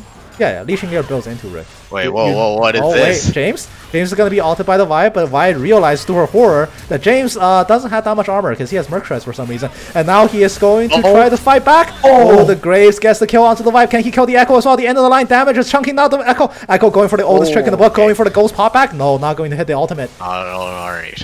Not gonna hit the R, but the Graves oversteps. Oh, there's gonna be the gem. Grenade comes in, gets the kill. Good bait. 1 for 1. 1 for 1. Well, slightly more. Red team's just gonna get this tower now. And now I Chaos think the split Malphite pushing got the bottom. tenacity boots and played for the long game there. What is tenacity worked out. used against this game? What? No, but he got out. Here, well, here's the thing. Tenacity doesn't work against Warwick alt or Vi alt. They're both suppressions, which is not reduced by tenacity. But he got out. He got out. He's Did playing get out, solely for and the he- Echo stun. Yeah, he did get out, but he also would have gotten out with any other pairs of boots in the game. Yeah. It's kinda. Alright, so we're gonna have Vi punching the Grump. Look at her go. We're gonna have Graves walking around the jungle. This is now a lull period in the game. Both teams resetting, coming back with more items. Sivir gets the Deathblade done. That's gonna be her mythic. Leeching Leer complete as well on the KO. So KO is now matching the Warwick. Warwick is still very scary. His ultimate just came back up at this very second. Oh, could be a bait. Could Oh, be a bait. Are they gonna do it? Oh, Warwick's just going to walk away. Oh, straight straight For out. some reason, Warwick's playing like a total coward. Like, Yeah. Vi is coming. Why did he not? I don't know. Maybe he's that scared he'll get bursted by a KO with one item. However, blue team is allocating all of the resources mid-bot, which means Echo gets uncontested time top. Not going to do anything substantial. He's not like gonna kill this tower or anything, right? Well, he's staying. Oh, no. He's staying, and now the tank who built he built MR boost. This is perfect. This is life's calling. He spent 21 minutes preparing for this moment, and Echo runs away. Oh, meanwhile, mid lane seems like something spicy is gonna happen. Vi's going to jump in. Gets the punch onto the support. Dodging the root. Good dodge. On the hunt is pop. The Vi. Oh, the black shield timed out, which means the Sivir does get grabbed by the Vi. The 4-shot not going to connect, but the Morgana is the only casualty. Meanwhile, at bot lane, Warwick clears out the pink in the red buff camp. And here comes the Echo. He's going to go for the pounce. The end of the line comes down, but there is the Chrono Break getting himself out. The get out of jail free card has been spent. And now the siege continues. The Rock is still top lane. Why is he not coming? Alright, so the next wave is coming. The Rock needs to start coming back, right? You gotta defend this, right? He's taking a walk through the jungle. Taking siege, bro. You guys are defending this, right? Well, the KO Divine Intervention goes down. That's a good bait. Warwick takes another tower shot. Not going to fall. He is going to pounce his way out. And now the fight is still going on. Echo comes and picks off the Sivir. Overextended by the Sivir. Why is the Rock not teleporting? The Rock is recalling. Oh my gosh. Okay, well, the Echo is coming down. Parallel Convergence. He steps into the bubble. Gets the shield. So in total, that was 2 and a tower for nothing. Oh, but there's a teleport. But it's so late. The fight was over like 30 seconds ago. But did he do anything? They're gonna try. They want to force I guess they want to force a re-engage, but can they do it? They want to force. If you want to do it, press the button now. Never mind. Okay, well, that was a very ill-fated teleport, considering nothing was used from the Malphite to reinitiate the fight. And unfortunately, they needed to reinitiate that fight because now they're already outnumbered by default on this dragon, and they're being pincered by a Warwick coming down from the mid lane. Curtain call opens up. Oh, that parallel convergence! It stuns everyone! Unstoppable force whiffs completely! That means Malphite gets sent into the meat grinder and dies. But the Graves might be able to steal it. Oh, never mind. Will Graves go for a miracle steal? There's a pink in the pit. They're not bothering to clear this. Smite was missed, but it does not matter. Boomerang Blade does not come out fast enough. Oof. There it is. Finally, 24 minutes in. After a 6,000 gold lead, Rito Games has deemed blue team far enough behind to issue them objective bounties. It's not like they're in any position to take any, as Graves gets jumped in his own jungle and he gets his lunch money taken away. More money into the investment bank. No lunch for you. I mean, last game the same thing happened, and those bounties brought him back, right? The bounties did brought them back. Like this, they're not out of the game, not by a very long shot. KO is still steadily scaling up. This is not over. Not over until they lose like 2 inhibs, in which case then that's over. Then it's pretty over, yeah. But that's not. Right now, tis but a flesh wound, as they say. That is going to be Baron just given over. I will say, you can't fight this many fights 4v5. Malphite should not hold TP that long. They're just use it. Like, yeah. They were fighting between Inner and Inhib, and Malphite really should just TP'd and joined. But questionable, but. And when you do TP in, at least like just immediately ult and just start a re-engage. Because the thing with Unstoppable Force is you're buying time for your team to get there. You can't wait for your team to get there and then press the button. By then people will have run away already. You just gotta hit the button. Like, even if they start to walk away afterwards, you have the sticking power with your cheese wheel to just stick on them. You need to use ult early when your team is catching up to you. Give them the time to follow up. But if you're waiting for your team to get to you, you have found out that the enemy team also have legs, and they are now out of your range. Now red team holding Baron buff. Oh boy, this is going downhill fast. But Kale, let's check on her levels. 14.5. So probably give or take 3 or 4 more minutes to go before the level 16 can be reached. And that's assuming KO gets a very steady stream of farm coming in, which is not guaranteed because they have very little of the map to play with.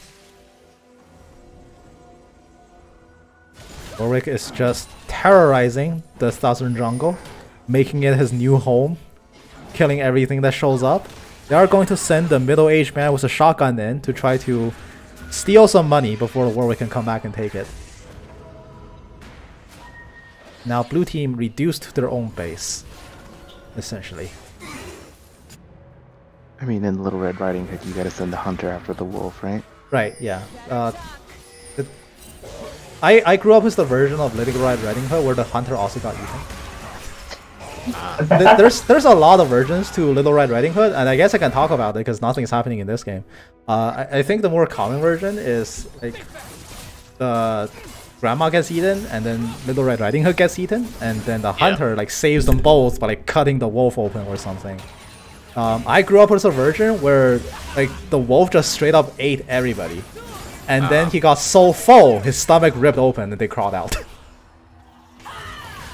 I'm not sure if anybody else grew up with that version of the story, but No. apparently like fairy tales have variations. Yeah, they do.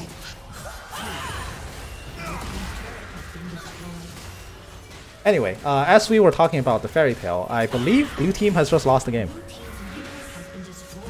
I believe this is the last push of the game, and this is gonna be the end. Oh, unless the unstoppable force have something to say about it. The tower shot connects, the support gets a shutdown. Unfortunate, but they're still continuing the fight. Oh, the Warwick is scratching. He gets the counter kill. He gets another one. Oh, the hunter that was not fast enough. Little Red Riding Hood and Grandma both get eaten.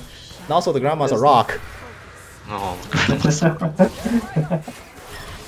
And Graves. The Graves. hunter has to run. They can't. Peter has shown up for him killing a wolf.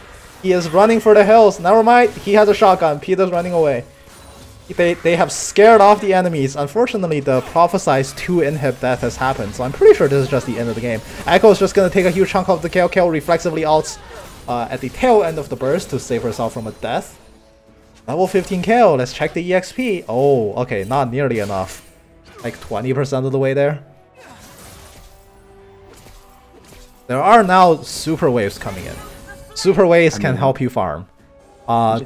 Super waves at this point in the game is probably a death sentence, but at least you'll die a rich man.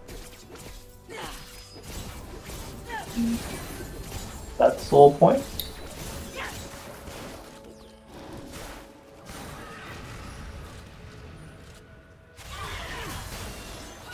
If the 20,000 step plan is the same thing they did last game, I mean, we're on, good I place. believe, step 3? So there's still like, what, 1997 steps to go? Well, first they have to give over the soul. Yeah, right? but they do have to execute the plan slightly faster, because they threw a wrench into their own plan of giving over soul by taking a dragon for no reason. Yeah, exactly. That's very foolish of them. Oh wait, but there's the Dragon Steel! A stylish slide outside, but the Echo coming in to claim his vengeance for killing the dragon. They're going to immediately kill 2 people. Sivir is next to go. 2 for nothing in exchange for a Dragon Steel. I mean, their plan is to die rich, apparently, because they do claim the bounty, but they're also just going to lose the game off that maneuver, I'm pretty sure. This is going to be a huge push. Graves is not home. He's just going to be cornered off and killed. The Hunter gets his comeuppance for killing the Wolf that one time. And now the rest of red team is coming in for one more push. There's no critical respawn timers for another 20 seconds until the Sivir shows up. And that means that's just going to be the end of the game. That's 3 inhibs down. They have no minions in the base, but level 16 KO is probably not the miracle medicine they're looking for at this stage in the game. They are going to try to drive back the Warwick. The Wolf dies. Warwick. The Wolf dies. Grandma's still alive. Is Grandma going to ult?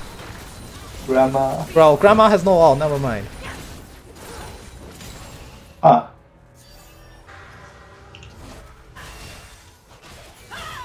Well, they didn't lose. They're gonna throw it at Baron. They didn't lose yet. Baron Nashor is alive. Red team is headed towards their fate. Their ultimate calling in life. Their destiny. They want to kill the big purple worm. Oh, but the Jin... Wait, what? They just walked into the... They look at each other and back off for a second, but now the catch is going down. Can they get the kill? Yes, they do. They kill the Jin. They're going to send Sivir home to defend. This is their desperation Baron. Oh, I don't think they should be starting this. They need to fight more. They need to kill more people before this is safe. Oh, Graves is going to find an Echo, but the Echo in turn finds him, and he does so much more damage.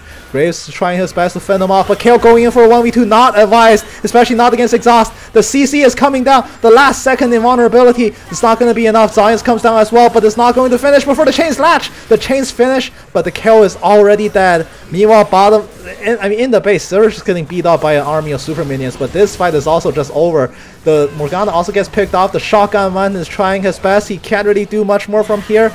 I'm scared to look into the base because Sivir looks like just gonna die to minions. Alright, there's a lot more minions in the base than I gave them credit for. Tower is gonna die, and the super minions beat up the tower, and now they're going to beat up the Nexus. Grandma comes home, and her home is in disrepair. Just terrible, terrible states. Now the wolf is running after, looking for one last snack. The Unstoppable Force crashes only into minions. The wolf goes wild, has his last snack. That's game. And that is the game. Don't worry, we scale. Takes wow, game 2. close game. And now we step back and wait for game 3 of Clash. A final decisive game where a team sub to our OnlyFans gets to play for 3rd Force finish. They're in their scouting phase. Now let's return to Clash and take a look at last game's graphs and charts if we dare. If we dare. Tell me about your who do you call as MVP for last game? The Graves. I think Jin, in my opinion. I don't think the Jin was critical to them winning. You could have replaced that AD carry with literally anybody. I will say Echo did run around, pick off a lot more people than he probably should have. The kill scaled. That's the thing we can set aside. Kill did scale. It just was a little bit too. Yeah. Oh my lord. Good game, guys. Well played to everyone. Well played to everyone. I think. Like, if you could ignore the part where I had an aneurysm in the early game because I was looking at oh, I cannot join your rank game. I'm sorry, friend. Wow, close game. Sees gold graph. Connie. It was okay. You guys gave it your best shot. Yeah. Respectable. I will say, for most of that game, I was just having an aneurysm over James's build. And now I'm just looking at the build he had when he finished the game, and that's not it either. That ain't it. These are not the correct items. The end.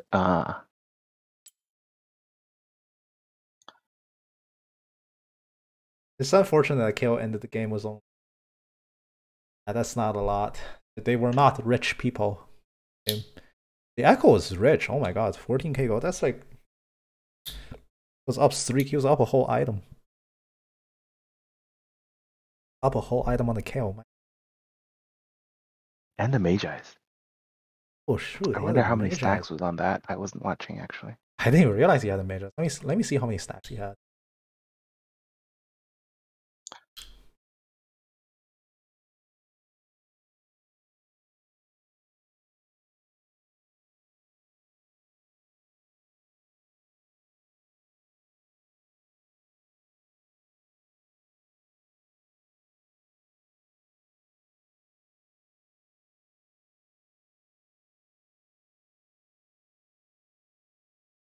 So Connie, if you're still in the Twitch chat, I got a question for you. How many steps did you guys manage to execute in your 2000 step? Which step did you guys get up to?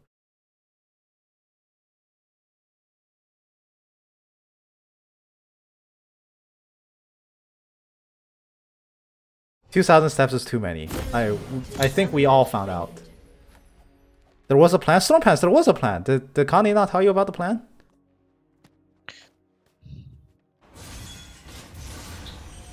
I mean, in the practice games, I'm pretty sure the plan was buy items. That was step 1. Oh yeah, 17 stack Magi's. The plan was kill and more. Okay. And more. I guess that's a lofty plan to aspire toward. I mean, they did some killing. There was some killing. There was killing. More so Yeah. on one side than the other, but there was killing. There was a lot of killing.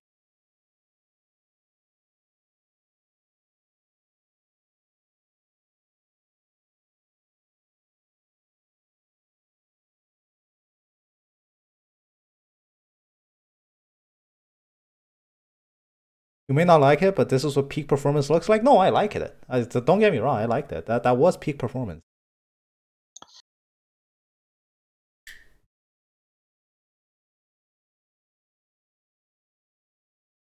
I've reevaluated my plan and cut about 50 steps. All right, so now we're dealing with 1950 steps. Okay.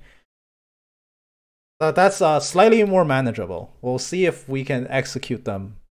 I hope the 50 steps you cut weren't of any consequence so that you can still properly play it out with the 50 steps. If anyone from the Crash team is in chat, can I also get an update on your scouting period? Are you waiting for the next game or is there a timer counting down already? Waiting, okay. So waiting for the next. Got it.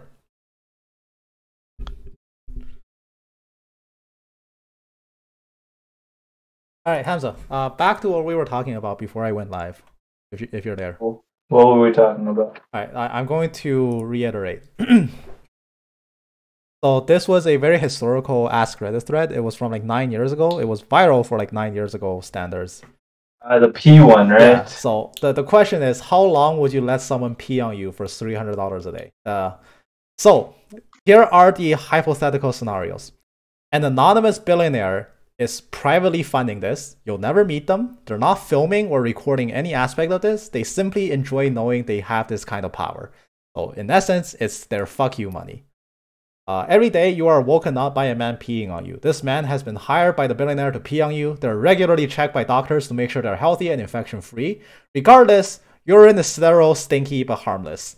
As soon as the pee hits your face, and yes, you'll aim for the face, you can jump out of bed and go to the shower, do whatever. While you're showering, the man who pees on you will switch your mattress, put on new sheets, and leaves $300 in cash on your dining room table. The above situation will happen every single day for the rest of your life until one evening you decide you do not want to be peed on the next morning and cancel. Then it can never start again, ever. A few conditions being you may have as much or as little interaction with the man who pees on you as you want. The man who pees on you will act as an alarm clock. If you want, you can tell him to begin peeing at 6:30 and that's exactly when he starts. If you share the bed with someone, he'll be aiming for you, but splash onto the sleeping partner is a possibility. And if you go on vacation, he travels as well. He'll typically stay in the hotel room next to yours. So how long would you let this go on? Oh my god, I didn't know it was the face. It is the face. Oh, the face. The problem is this. It's 109k. This was a pretty historical Reddit. I had it saved. And I was recently looking over my saved history and I 109k. How long would you do it for? $300 a day. A year. So $300 a day, and the conditions are lined in a way that is very, like, it's not sinister, but at the end of the day, you're getting peed on. It's 110k at the end of a year, man. It's 110k. You could probably quit your job. You probably get used to it, Stormman says. Yeah, maybe. You probably get used to it. But I don't know if I want to quit my job. If you get paid $300 a day, you could probably not need a job. But on the other hand, that is your life now. Yeah. You know what? Do you get taxed on any of this? I mean, does the government know that he's pissing on you? Probably not, right? I mean, the government doesn't need to know what you do in your private time, bro. Yeah. But they need to know, do it for $150? Like forever? For the rest of your life? They need to know how much, where all this money is coming from to tax you. Nah, man, you never deposit any of it. You never deposit any of it. So look, you just keep it in your house. You build like a whole. Do it for $150. Wait, for the rest of your life? Well, or quit? Well, like the catch is if you decide to cancel, that's it. You can't be like, as soon as you cancel, that's the end. You can't ever start again. I think a year, 2 years at max. I don't know if the rest of your life. Oh. Because like think about this, it's like 220K for 2 years. You just invest that bitch and then you're done. Yeah, true. I don't know, and plus I don't think I would. 300 is like. Also, he changes your sheets for you. Yeah, like he'll actually like clean up his own mess and just give you $300. Or he could just give me the $300 without pissing on my face. What? That's part of That's the not deal. part of the deal. You can't make that happen. Yeah, what the can't- heck? You know what? You know what? I would become really good friends with him. I'd become really, really good friends with him where he'd just come to me and be like, here, just take the cash. I don't even want to piss on you anymore. You have to manipulate the guy. I don't think so. I don't think so. You think I couldn't manipulate him? He pisses on me a couple of times and become really. You know what? I'd take him out with the money that he's paying me. He's just some random guy. Nobody needs to know. It's not like the billionaire gets him to make a videotape of me every time he pisses on me. Well, let's say then the billionaire has proof that you did get paid. Yeah. Like you can't loophole your way out of this. Oh God, man, be weird. Imagine like he's pissing on you and you accidentally make eye contact with him. Oh, Nothing saying you can't. no, I'm You saying could be like. maintaining eye contact the whole time and wouldn't. Yeah. See, this is the problem. It'd be one of those really like situational, like really intimate. Like he's pissing on you. You're looking straight in his eyes. Yeah. I just. Also, the best alarm clock. You can't sleep through that. Bro, Yeah. I'd rather never show up to work. I unmuted for a second. Probably wish you didn't. Anyway, we were discussing this hypothetical scenario before I went live. What's this about piss? Did you get pissed on? Discussing I'll send you the thread after. Just remind. Yeah. I believe you guys are in Champ Select. Good luck. We're going to talk about random stuff for a few minutes. Getting pissed on, apparently. So,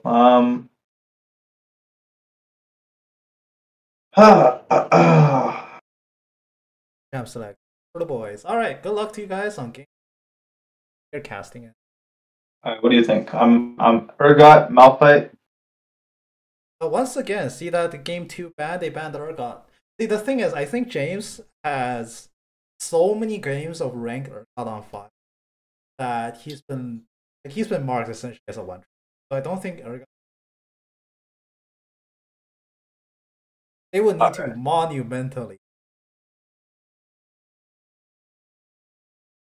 Like, if there's another 1 trick in the team, there's probably a world where Urgot gets through, but I think James is essentially a Urgot 1 trick now.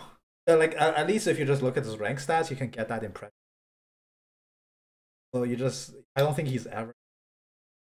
I mean, he has a Cho'Gath, he has the Malphite, the Urgot, and the stats on those champions are nowhere near as complete. Because it only display, like if you look at their stats, it only displays. The profile has other champions nowhere near as complete. Like that's basically most people's first reactions. If you see someone that's clearly a 1 trick, you just ban their 1. And James is the only one. Like his Urgot stats kind of stick out like a sore thumb when you look at Flash Preview. Probably gonna be taken out every single. I think it's been 3rd banned on first rotation. Yeah, it's 3rd ban, first rotation every time. They take away the 1 trick. I mean, this time they banned his Malphite and his Urgot, eh? But that was game 1. The second game, they let through the Malphite.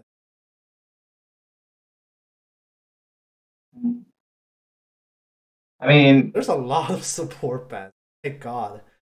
Yeah, they're banning Connie. Apparently, tier 3 players really don't like the Enchantress. Connie being the carry, bro. Connie's a good player. Alright, so now, what's your prediction, Logan? You think that they'll, without looking at draft, if you were to say? Oh, obviously I want them to win. But, for the sake of a more unpredictable prediction, coin flip. Let me flip a coin. They hate my Lulu.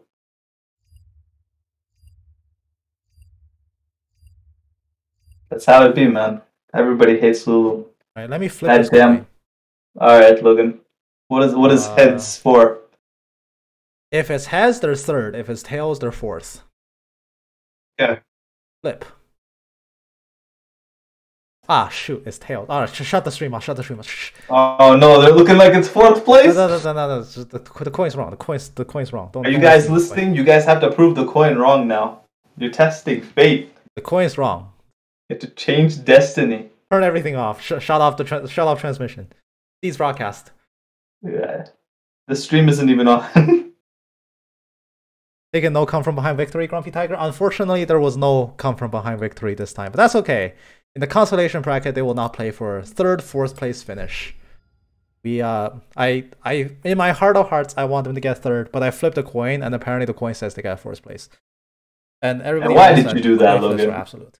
Why did you flip the coin? You're the one who asked for my prediction, Has. This is on you. Oh my god. You're the one who asked for my prediction. No man, come on. Why did you tempt them like that? What if they come in fourth? What if they come in fourth place? I'll just tell them to blame you. Yes, blame me. They're going to come from the front victory. That is revolutionary. That is a strategy that nobody has considered in this game and on the caster desk. Come from. That is a revolutionary idea. It is paradigm shifting.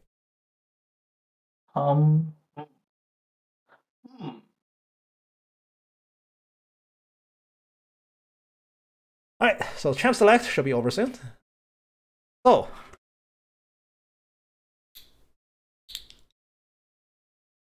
let's grab some more water.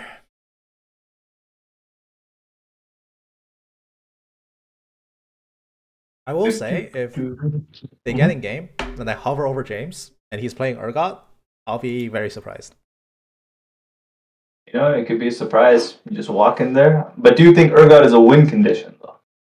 If the enemy team is extra studious and they take a look at James's stats from last game and they realize, like, if they're just judging the stats, they're like, oh, Malphite went very negative. Clearly, he's an Urgot one trick. Keep banning Urgot. I think there's a world where Urgot goes through. Like, this is assuming the enemy team is better at scouting, which tier 3, not so much, but like higher tiers, it does happen from time to time. If there's like a one trick, you look at their profile, and if they're past Clash games, they're popping off as champions that aren't that one trick, probably a bit more inclined to let them through. But if you look at the Malphite, he went like, what was his last game? Like you look at first you look at his profile, you're like, oh, this guy only plays Urgot in ranked, cool. And then you look at his past Clash game, he went 2-5 on Malphite. That's probably a good indicator to you that he's only really comfortable on Urgot, so you just keep banning the Urgot. But on the contrary, if you went like what 16-0 with Malphite, you're like, ah, shoot, we probably ban that instead. Fair. I don't think they don't really have incentive to. Because James definitely, he's a good Urgot player. He makes the most impact when he's on the Urgot pick. So he's also very easy to shut down from pick and ban in that respect. When you can scout him, you just know exactly what he wants to do. Ban the Urgot, and you leave him on a champion that he's not as comfortable with. I do want to see the Urgot happen. Alright, in-game status. Let's hover over. He's playing Nautilus. Oh no. Oh no! I knew okay, it. I knew he was gonna bring out the nut top. He swears to me up and down that Nautilus top is viable. He has continued to play this despite me telling him Nautilus top really is not a thing. He has tried to insist to me that this is a pick that works for him, and he's done it with success. This is his chance to prove it to me because, my god, look at that team. This is a draft diff. True. Red team's draft looks so much scarier. It is not even close. I will say, at the start of the stream, I did make a brief remark on how this patch, it just decided to delete Swain from the game. So I am looking forward to the performance of the Swain. Turns out losing the ability to pull CC from allies and losing the damage on the pull really does hurt a lot he just doesn't do anything anymore. To the point where they did have to hotfix buff him because you're just dying left and right, doing no damage. Let's see if the hotfix boss did anything, and we'll see if the swing can actually make an impact. Because this is a pretty CC heavy team. They have Jack's Counter-Strike, they have the Jin Root, which by the way, Jin Swing probably doesn't work anymore. They have the Jin Root, they have the Swing, they have the Jack's Counter-Strike Stun, they have the set Facebreaker. All of these are CC that if this was one patch ago, Swain can make use of. But now it's just a cripple man by himself. I'm very excited to see whether or not this Swain can make any impact. It's Swain in the support role. Seems like it's Jack's top set jungle. That seems like that makes the most sense. It's Jack's jungle. Come on. Jack's jungle? Are you sure? Yeah, man. Yeah, that's my jungle. Jack's jungle. Jack's jungle right now. Stat jungle is feels not bad good anymore. It feels very bad. What happened to it? They nerfed Hex Flash. Okay.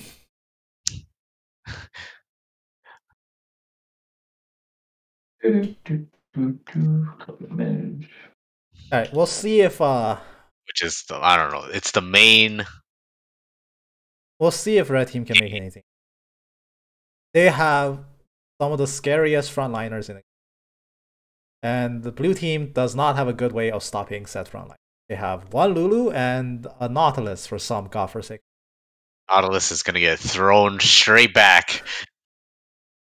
One thing you don't want to pick against a set is one frontline comps. that doesn't work against set. Set is really good into one frontline comps because he can turn it into a 0 frontline comp with the press of one button. Yeah. Unfortunately, they have one big body, which is the Nautilus, with 4 squishies standing behind him. Set loves that kind of stuff. Alright, so here we go. We are going to get into the third and final game of Piltover Cup Days 3. On the blue team, we have...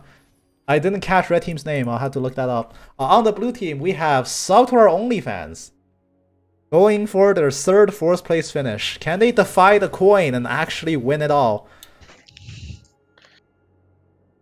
Time remains to tell. Alright, we're going to rearrange the scoreboard. It is, in fact, a Jack's jungle. Apparently, that jungle's really bad now. Alright, blue team trying the same strat again. Winding up for invade. Don't think, yeah, red team doesn't see that. Oh, red team doesn't see that. Not sure if red team saw that actually. Sway might have just caught a peek of them. Oh, the Jacks. Oh, the Jacks. Oh, the Jacks. Oh, the Jacks. Alright, he's dead. Alright, just takes first blood. And that's going to send the rest of red team running for the hills. Okay, cool. Hey, says the Lulu. Oh, wait. And then they... Oh, wait. And they... The pull? Oh. No recast. Oh. That was 2 free fragments. He's not pulling it. No pull. Yeah, we are all losers here. Hey.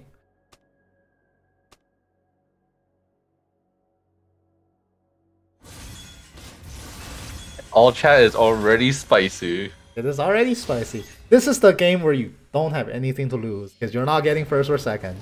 Anyway, Swain gets the never move but doesn't recast. That's 24 health. He's not going to go for it. They did in exchange buff the amount of health you get from each fragment. You used to get 5 HP from every soul fragment you get, but because you can pull them less now, each fragment gives you 12. That's 24 health that he just didn't get for one reason or another. He just didn't need it, you know? Yeah, he didn't. The sustain is still there. Like, he's still... I hesitate to say tank, because he's not really... Wait, where's the pull? Oh my god! Where's the pull? Oh my god, there's the... Oh... There's the damage coming in. The charm! Level 1 charm! Oh, Pyke's just gonna emote in the cast in his face and then gets the kill! Not even giving to the mid laner. That's so BM. Oh, the Pyke jungle going to get the solo kill. I need to rearrange this scoreboard. Hold on. That's gonna be... 1 camp into level 2 gank. Shutting down the castle early. There's the pullback onto the Ashe. They have lost the level... They lost level 2. Lulu panic flashes away. They were fine. Jane was reloading. But Lulu loses her flash regardless. Goes for the bullets, and we're going to keep on laning. Although blue team's bot lane is now categorically behind. Down in sums, down in EXP, down in levels, and now down in farm. Blue puts up the shield on the Ashe, going to help her walk up. Deadly Flourish going to clear away the last of the minions. Meanwhile, top lane, oh my god, Nautilus. I cannot believe what I'm seeing. Oh my. He's the true damage cone of the Haymaker. But he does have minion advantage, which means Set is weird. It's difficult for Set to fight into this. Now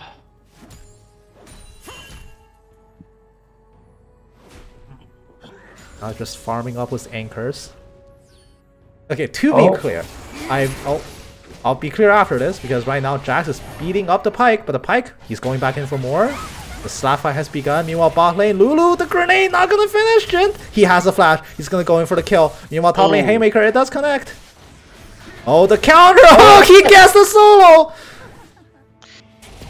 And now here comes the Pyke. The hook goes back in, but he has put himself into stab range. Caston stabs him in the face. Ignite is gonna take down. Gets the kill back onto the Ahri. That is, I believe, a buff transfer. Yeah, Ahri's riding a blue buff now, which is very, very fortunate. She's just now running out of mana. Very, very fortunate refill on the mana there. And to let her stay a bit more if she wishes it, but she should just also back for items. Apparently, people are allergic to backing for items. Nautilus is gonna recall for a tier and a cloth armor, and then spend 225 gold on consumables.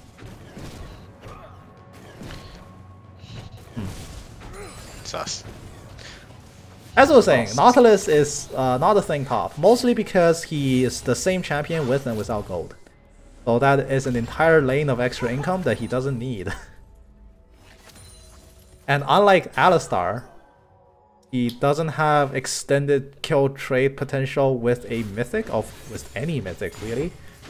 And he can't change the teamfight in the way that Alistar can. Oh, but here comes the hook! It will land! Okay! There's no Abyssal Undertow, that means the Jin will not be stunned. Why did he not just go in the swing? Meanwhile, the kill is coming through now. The Haymaker, the true damage cone is dodged out, but Nautilus, he's the one facing up against the minion wave now, so he has to be very careful here. There's the Abyssal Undertow coming in again. The tent is set up. They hook the Jin back. The volley, the auto, one more will do it. The Jin is taken down thanks to having no flash earlier to kill the Lulu. This might be a jungle gap at the moment. It actually does seem like a good jungle gap. The jungler is doing a lot of work. Yeah. Like the Pyke is doing what he's supposed to do. He sucks at clearing camps. He just clears one camp and ganks all over the map. And it's actually working. Like he's setting his laner super far ahead. This is a very oddball pick, but it works. Like it genuinely works. Man, only Hamza could play like this. Yeah. Well, shut the hell up. Alright, use your jungle Shyvana. Get out of here. Hey, my jungle Shyvana is clean. Alright, play nice, They're just children. catching strays. Play nice, children. Now, Nautilus gives up 2 free farm to do about negative 200 damage in the trade. To do negative damage. Unfortunate. Then again, it's Nautilus. Why does he need farm? Why does he need to be top? Why does he need to be in the lane? I don't understand. I mean, he has more farm than set already.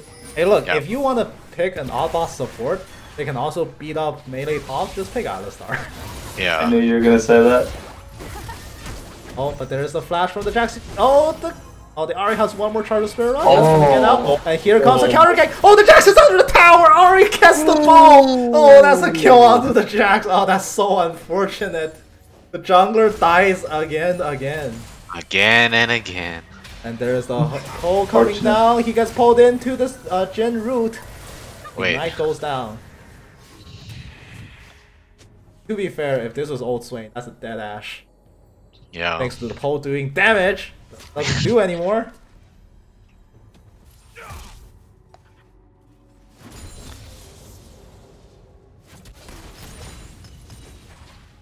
Now, once again, arrive at the lull. Blue team is going to sack that cannon wave because the bot lane is very unhealthy, so they have to back. Here comes the Kassadin. He's rift walking in for a trade. So he lose it because he rift walked in for the trade.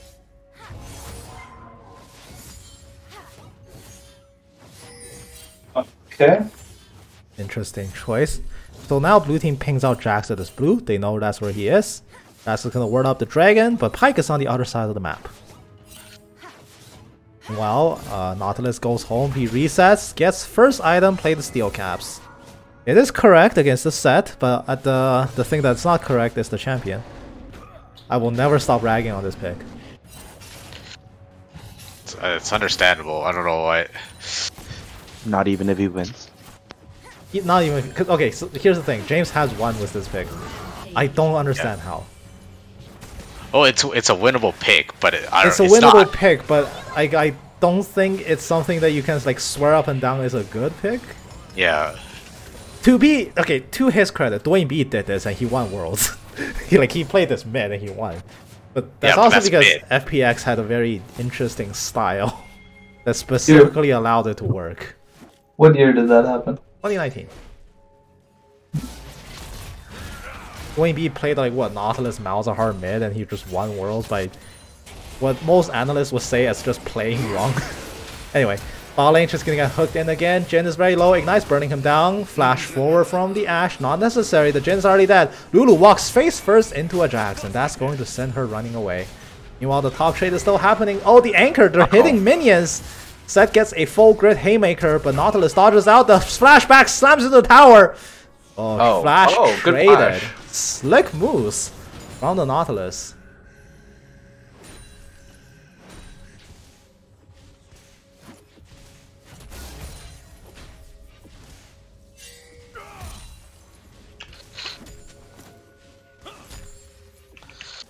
Here comes the Pyke. He's setting it up. The hook is there. It hits a minion. Oh no, but that's one below is up. Unfortunate. Is it gonna go? Oh, the Deadly Flourish doesn't connect the pull. Well, Lulu tries to shield herself. Not gonna be enough. Shotgun Fingers takes her down. Shotgun Lulu dies. Fingers. You know what? In that situation, that's when you ping the Ashe's ulti arrow. True. Lulu pinged Jhin R. Oh, never mind. No, that was a blind maker. It connects, and this is a dead Nautilus. Good night, sweet prince. Now we have the Ahri. Oh, that Orb of Deception chunk is massive. Alright, so now the game of the game pace is slowing down, much to the dismay of Pyke. Pyke wants to play super fast, especially in the jungle. Now it's up to him to make more and more action happen. Unfortunately, top lane is dead, while lane is getting pushed in, and mid lane is about to die to the Jax. So, where is the Pyke gonna head next? Never mind, Jax wants the Herald for some reason. Nautilus is going to teleport to top, so now they're setting up for the next play. They sweep out a ward, red team pings that out, so their movements have been discovered. See where they want to head.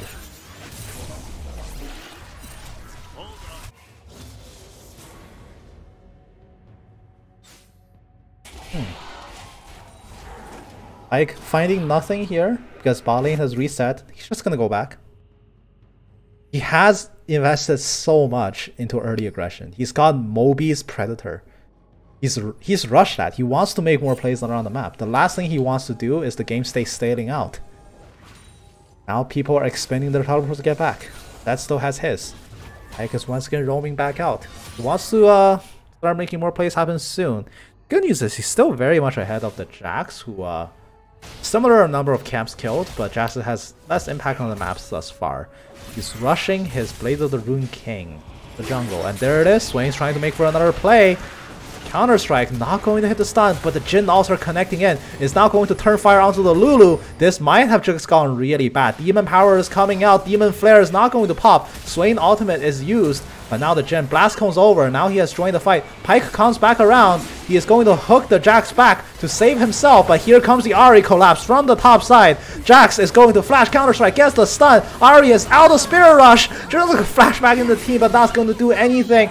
Now the death from below is still up. That's the first kill. It's going to charge the code. He is going to embezzle Undertow out. He needs more damage. Kasten still has Riftlock. He wants to kill. He's going to miss the first pulse. That's another death from below. Double reset coming out from the Pyke. That's going to be 4 bodies on the ground. And blue team wins that fight.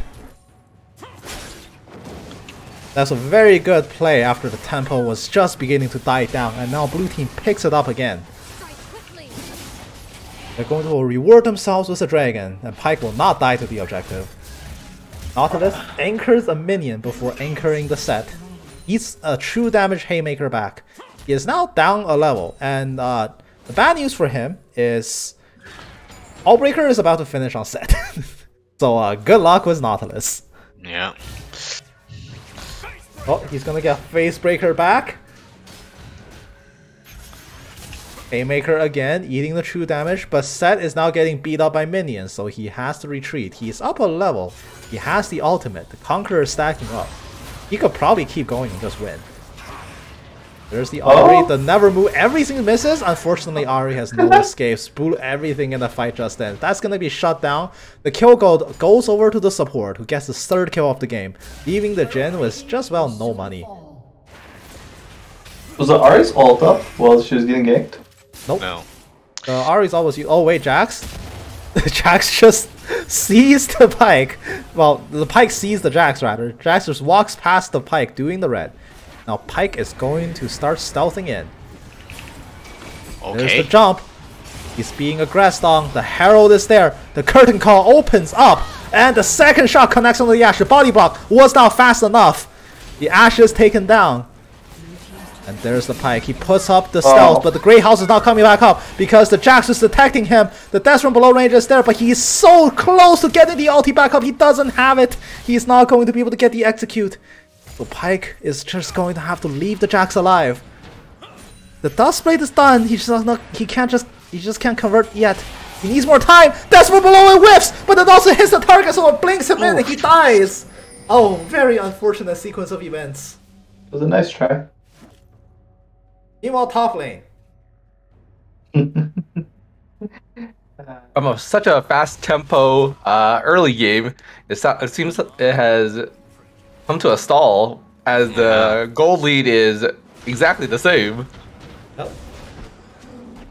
The thing you also have to consider about gold lead is 2 of these kills are also bonus. Because 2 of these kills were gotten from Death from below. So they earn double gold for 2 of these kills. But now the gold lead is swinging back around in favor of red team, just thanks to that last string of shutdowns. And also when you're playing high tempo junglers like Pyke, where you're essentially pressured to make plays constantly. Dying once is a pretty major setback. There's the Jax. He wants to make another play. Unfortunately for him, he missed the memo where he's very weak, so he's going to eat an arrow, and that's the end of his play. Demon Flare is going to start popping off, and it's already over. Ahri's over the wall. Spirit Rush is coming in. The charm goes a little bit wide, but the rest of the damage does not. The Nautilus just real flash over the wall? Okay, well, we'll pretend we didn't see that. Now the Spirit Rush, they're still resetting. One last charge, dashes away. No. Oh, Ahri is so low. Curtain Call is not up. Thank God, Curtain Call is not up.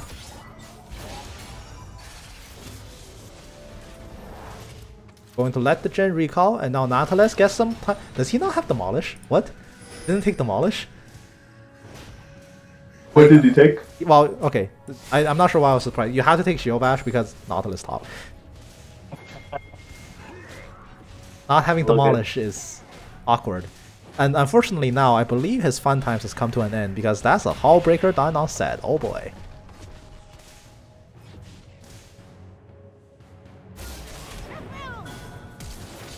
Set immediately panic flashes away from 3 people. The bot lane is throwing a lot of the resources to bot side. Deal was 1 set. There's something funky about this lane assignment. Something's funky here. They're just going to give up position on the second Herald. That team just has position on it. Also, the second dragon is coming up in 1 minute as well. 2 major objectives spawning, and now there's gonna be a decision being made. Blue team just doesn't have map presence on either objective. Both of their sides are being pushed in. One side because Sed's Hullbreaker pushes it, and the other side because it's a Nautilus clearing the wave, so it will take him about 10 years.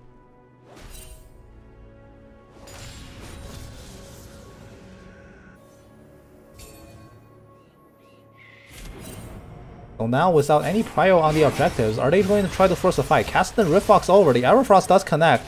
Pyke takes a lot of damage here. Going to try to heal it back up with great health. They're choosing to ignore the set for now and force a fight, but these hooks are going wide because of Riftwalk juking all the hooks. Can you hover Nautilus's gold? Why does he seem so broke compared to... Oh my god! Alright, we didn't see that. Wait, I didn't see anything. Yeah, good. How much gold does the Nautilus have? 2.6k when backed. Alright, so finally gets bombies. That's the wave clear item he needs, but he bought it after wave clearing. Curtain Call opens up. All full battery onto the Lulu. Lulu has a self-out for protection. Aerofrost goes out, but the damage is not enough to kill. The Casino will finish him off, but now the dragon is still alive. The jungler ditches the pit. That means Ashe is left out to dry. The hook over the wall not going to connect, and that's a wash here for the blue team. They're going to be wiped out. The Desert Below comes back in, but it's not an execute. That's a 4 for nothing. And on top of that, they lose the dragon. Ooh, that's not the correct sequence of events there. Blue team loses the Drake fight handily, and now red team has all the tempo in the world to start making plays. It's as if the term draft diff is starting to appear. They're a very strong team when it comes to fighting inside the pit. With Swain just... Because blue team has... Like, red team has a way easier job doing what they do. All they have to do is press R and then right click into the pit. Blue team has to... blue team can't really deal with that. Also does not help that their team is made up of 3 support-like champions. Yeah. You can't draft 3 support champs into... that. Just that. It's not going to work out. You're not gonna have a fun time. This doesn't seem like a fun time.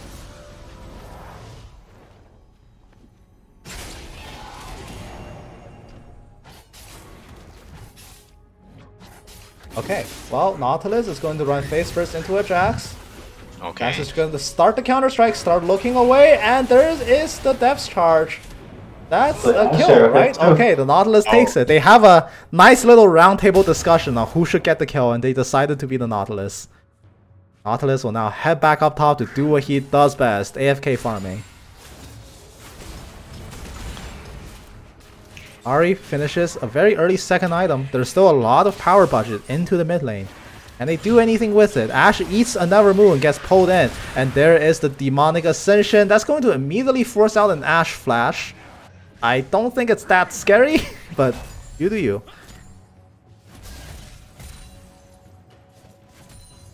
And now Nautilus is so bored, he's S spamming while right clicking. Because that's what the pick does. Like that's the thing I'm puzzled by. How does blue team ever win team fights? They don't. Hour of friendship, Logan.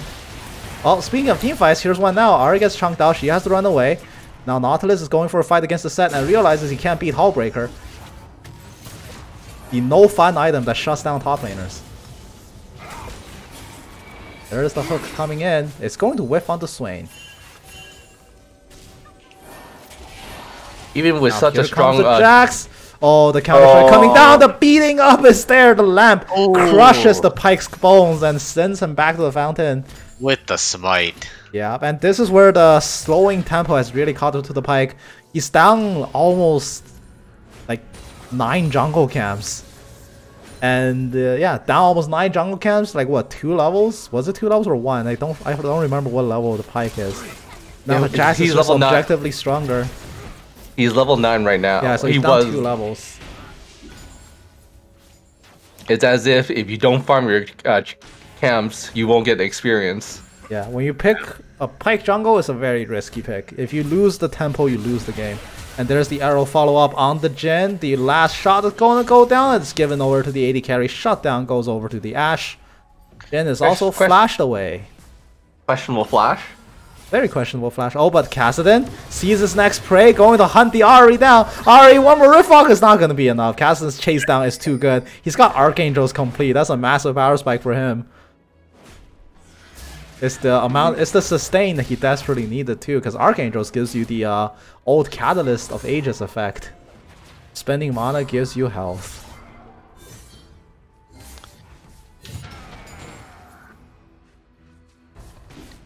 So how's this Nautilus pick going? He's surviving.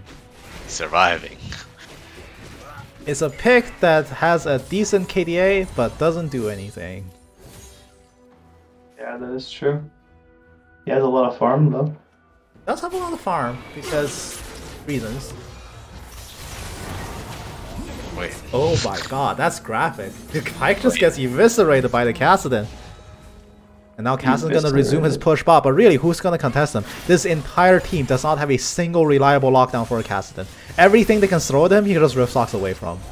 Yeah. And there it is, the Rift Locks are coming down, they're just gonna let it go. Meanwhile, they committed their whole team bot, so you know what that means, the rest of their lanes are in a lot of trouble. 2 charges Here and comes it's the Ari, going to charge forward, going to pick up one. Uh-oh. Uh-oh, the root is gonna last forever. The burst is there, but the Swain is taken down by the Ari, and meanwhile bot lane, the CC chain is coming down, they do kill off the Kassadin. They also dealt with the Herald's threat mid. Oh, they're still in it. Oh, chat the flash into the charm, but it's not gonna do anything.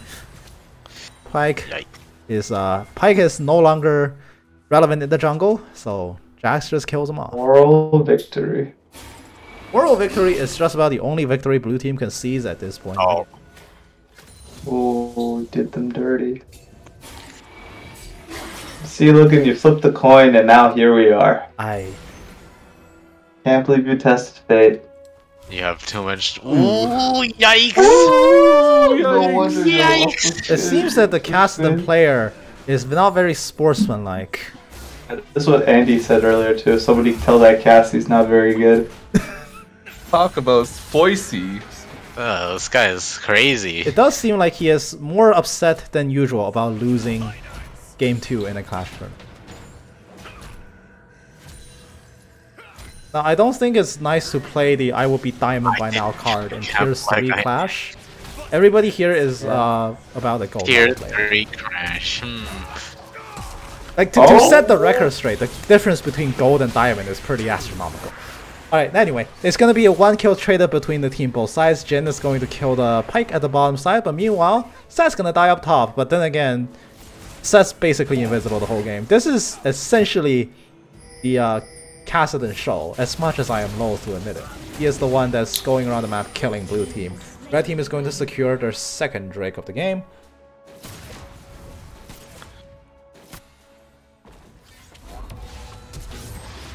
Now, Ashe is gonna flash for the hills. Kassadin gets the easiest kill of his life. Curtain Call Bullet follows through, kills off the Ashe. What? Just touch the tower, meanwhile, bro. Jax is, yeah, he's gonna bonk the tower for the Kassadin because he's not doing it. Ridiculous. Alright, so now here comes the Orb of Deception. It does chunk the Swain by a pretty significant amount, but then again, it's a Swain. Here it is, the Pike hook is winding up, it catches a Jax. There's the Desmond below, that's the first kill, it's a good start. Kassadin's just gonna recall for some reason. Oh, but the Pike is gunned down before he can finish the second charge. Meanwhile, the Nautilus has arrived onto the scene, that's gonna be a third kill. Kassadin's not gonna do anything, just gonna watch his team die. Blue team gets a few very well needed kills back, but it's unfortunately, I'm loath to admit it, not enough to turn the tides of battle. But again, moral victory. That's what they're after here. I thought they were actually after the real victory.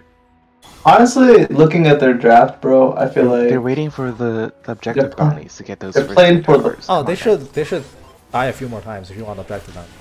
Yeah. They're playing for the fun, my guy. There are stylish plays here. There's been some stylish plays made this game. I will give them that. I'm not disappointed. It's not enough to like beat a Set Kassadin, but it's up there. Now speaking of, Set is level 15. Also Nautilus. This game has very quietly gotten to a point where we're reaching endgame levels. Why are you so funny, Andy? And yet the Pike is only level 11, still 2 levels down from the Jax. You can't when you pick a Pike. You can't really farm the jungle. You just have to get kills. Your team is not strong enough to get those kills with you. It's more difficult. Nothing for them to capitalize on after these kills. Grumpy Tiger, you're correct. Oh, now here comes another fight. But the Pike's gonna be rooted up, grab back, that's so much damage! And the Liandry's burns him down, no time for Grey House to heal him. Cannot get out of vision, and there's the Kassadin. He is just going to kill the Nautilus, right? There's no way, right?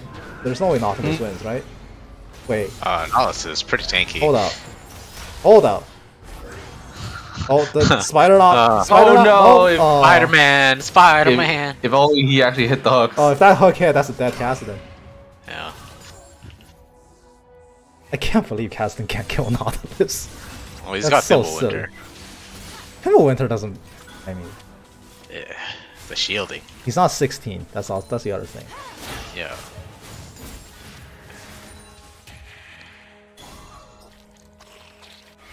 Nautilus is just gonna help himself to some grapes, and here comes the Pike. The Predator? No, not Predator. It's just Mobius. Oh my god, that's so fast. The Swain jukes back and forth. He's gonna avoid it. Pike is burning down from nothing. Swain. Oh, Swain Zayas and Jin's gonna dash in for the kill. The long distance arrow secures nothing. That's gonna be 3 bodies onto the ground. Ari gets 1 kill back, but that costs blue team everything to make that 1 kill happen. And now Ari runs face first into 2 people, so she's dead to rights as well. And now there's a split pushing guy top that the Nautilus doesn't care about, because Holding arrow for next clash. True. arrow was used.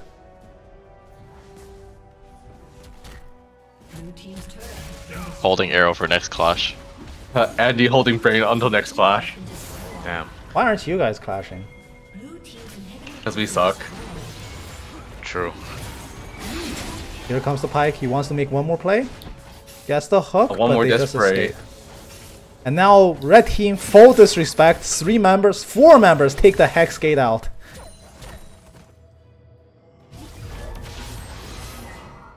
No, what Now I mean they're is he headed should have to used the- that arrow like 10 years ago. Oh.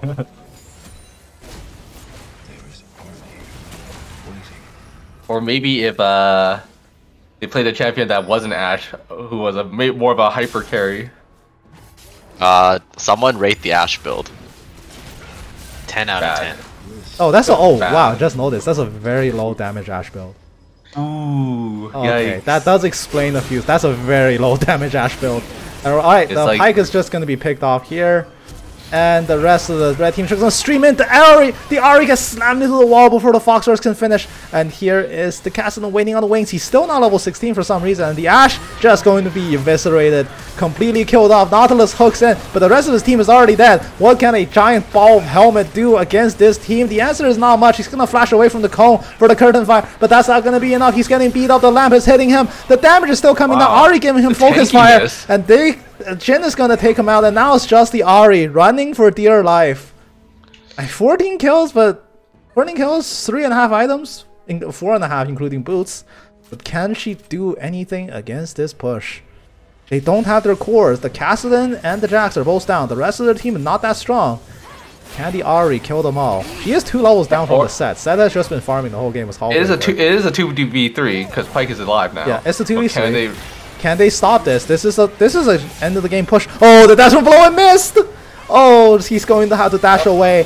Let the Grey House heal him back some more. But the towers are falling. It's just an open nexus. The Haymaker comes out. The oh, Showstopper not going to connect. Just dies mid-flight. Here comes the Pike. Gets the smite.